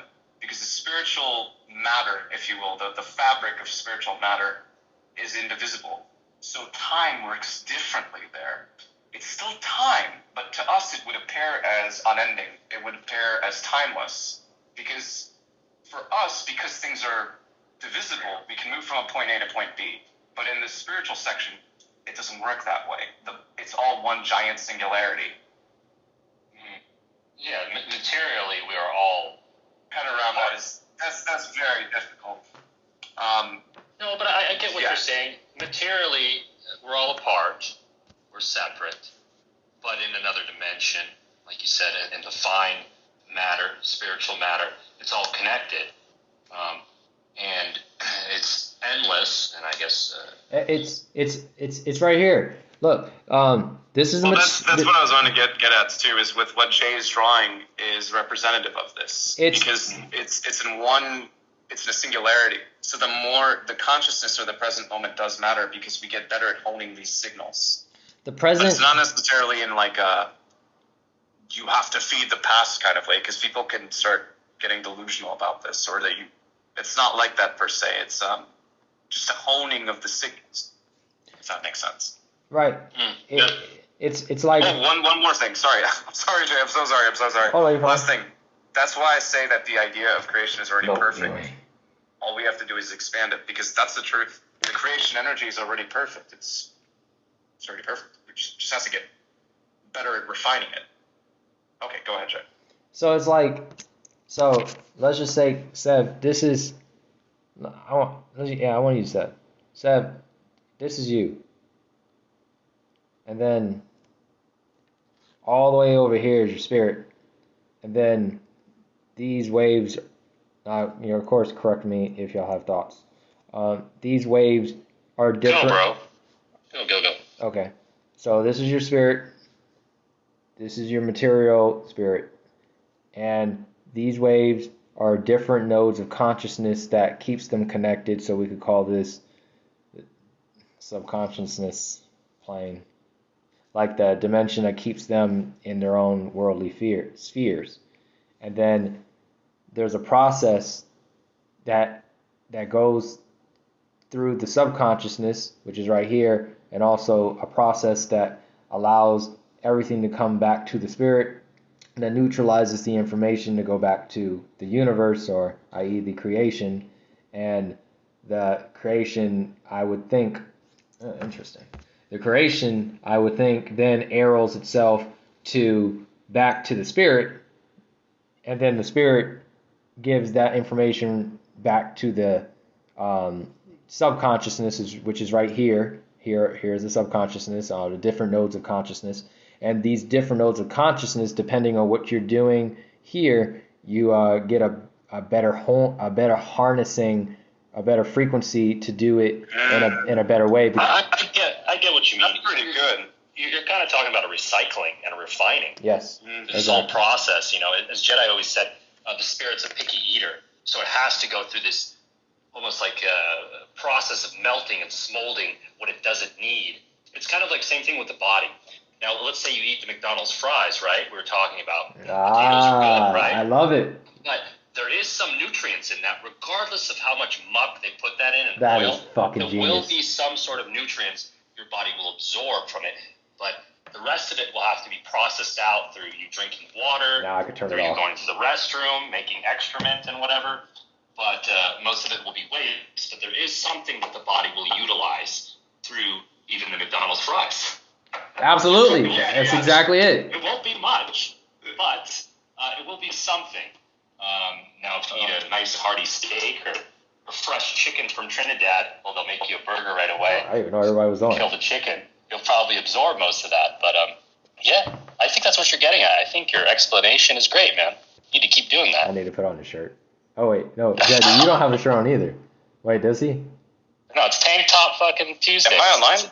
Hello? He paused. Yeah, you don't yeah. have a shirt either. Oh. Oh yeah, bro. I don't have a Why is shirt it- on, bro. It's I fucking felt hot as negative. shit right I here. felt negative for a second. I didn't have a shirt on either. Bro, like, it's hot, as fuck, okay? dude. Hot as balls, bro. Way too hot. Dog, I woke It's up since and- in Las Vegas. You're like the worst of it all, bro. Oh, bro. I woke up at like 9 this morning. I walk outside, it's 105 Fahrenheit. So what is that, like fucking 36, 37 Celsius or something? Jesus, man. The hottest Ugh. it gets here was like maybe 34, maybe Yeah. 35. Right now it's 32, but man, this the humidity on top of that as well. So yeah, man, most of the times I don't have a shirt on, dude. That's why I'm eating good. That's exactly why I'm eating good. That's why I'm working out and stuff because most of the time I don't have a shirt on. Word. That's the honest truth. Oh, yeah. OnlyFans? Are we doing an OnlyFans? So for future reference, just in case I'm creating a backup generator, it's like, so we got the existence book here, and then like this is information that is combined with my own and everybody's in PSI.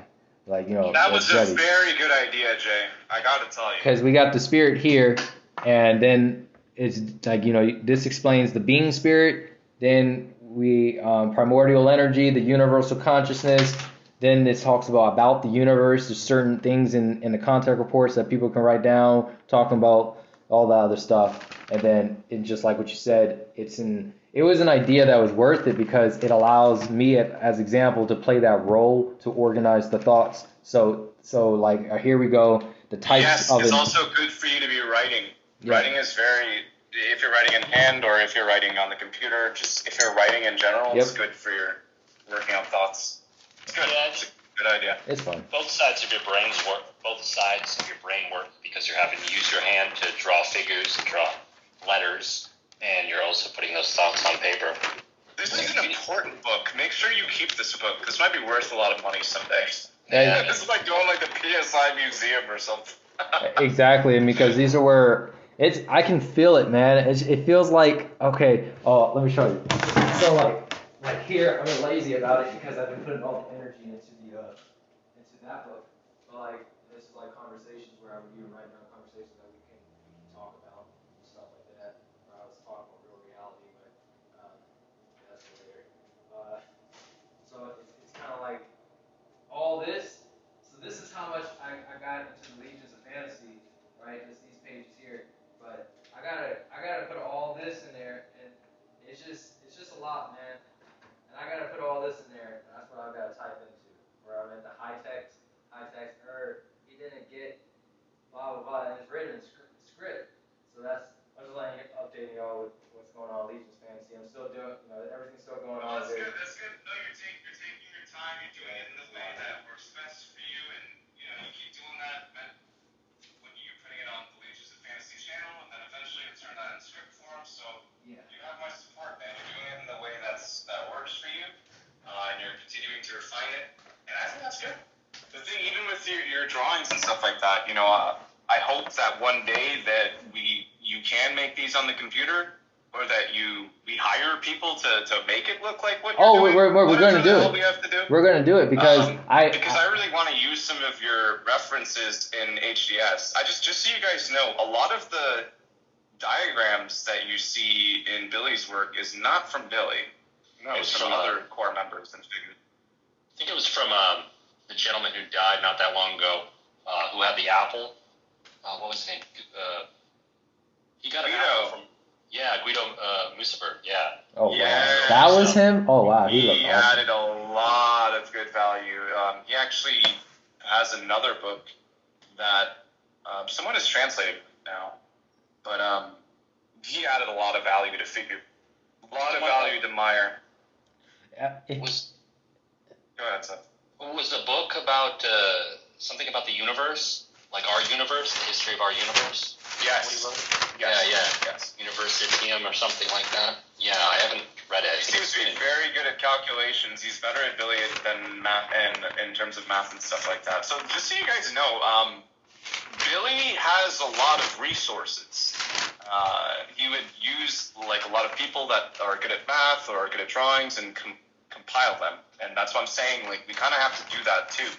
I showed you guys an example with including part of Outson's article in HGS1, but the general idea is that we do this more, we do have it more unified and official documentation.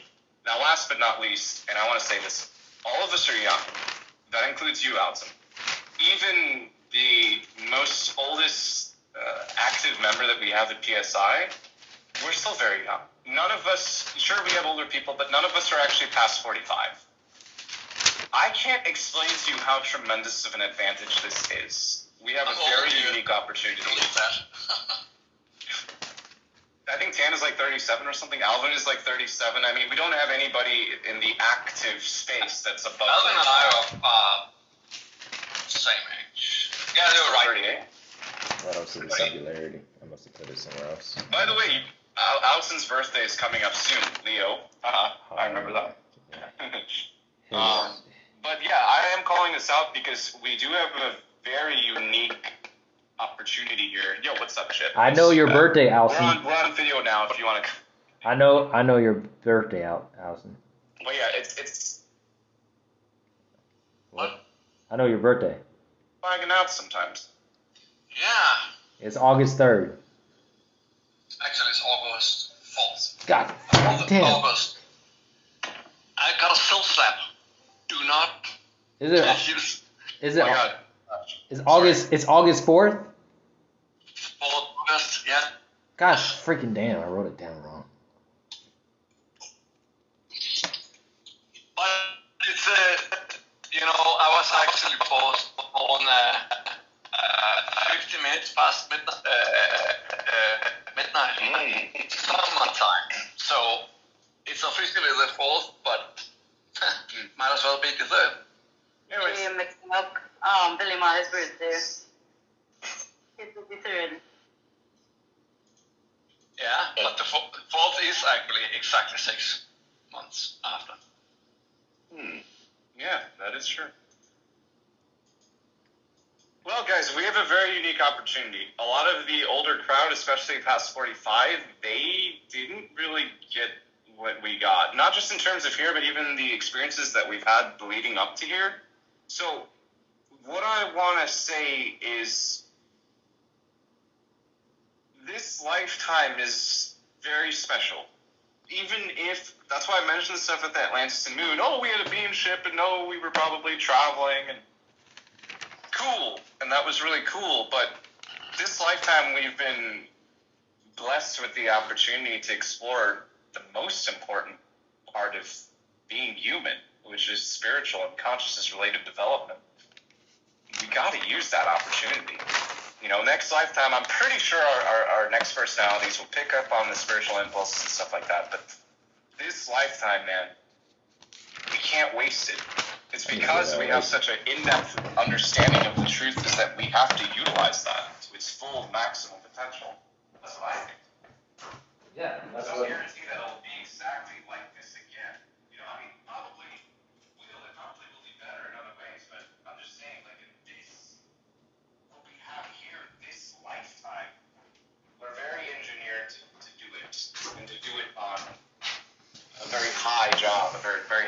empires, if you will. If that makes sense.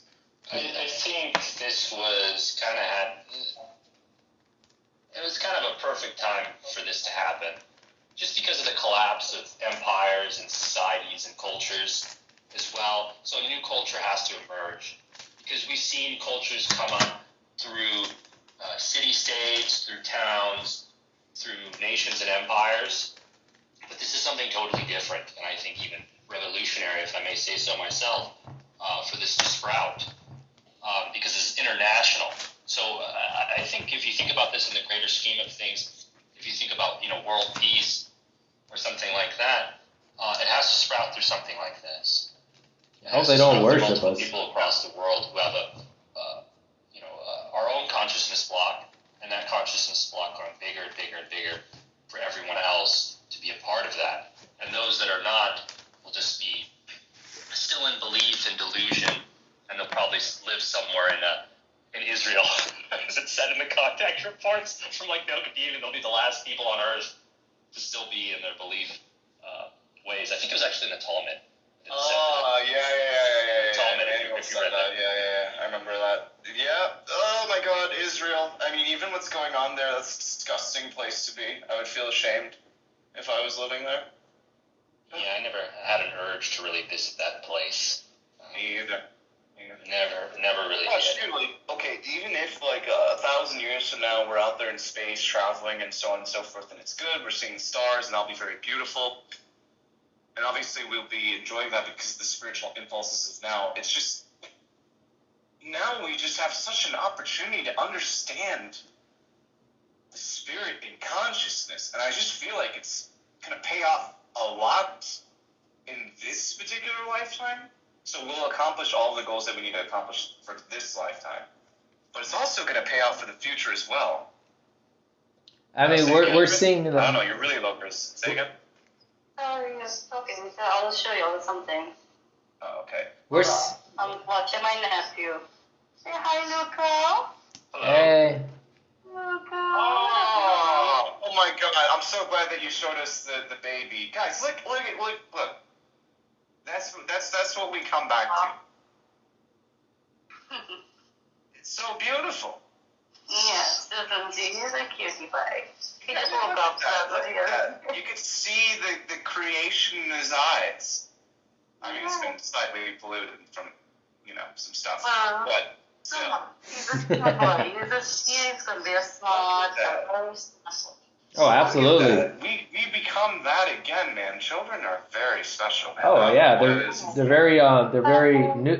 It's an interesting thing to understand about children, because as we have the ability, especially with the awareness that we have, to kind of probe ourselves back to being a child. That's why we're youthful within the spirit. If a child was to talk to Billy, in a sense, there would be a lot of, like you're giving to the baby, there's a lot of love and understanding to a devotion towards, this is what I live for, and when talking to a child and when answering the questions, you'll have this, it's like treat everybody as if they are kind of like a child. Don't hate, because if you hate somebody, you're kind of, even though you need to protect yourself, but it's like they were once a child and they are confused. They are still in this confused childlike state. And of course they are locked in. That's why you teach about when it comes to the program of how people program themselves to be locked in a certain state of confusion. But like a tornado, they're just locked in a tornado.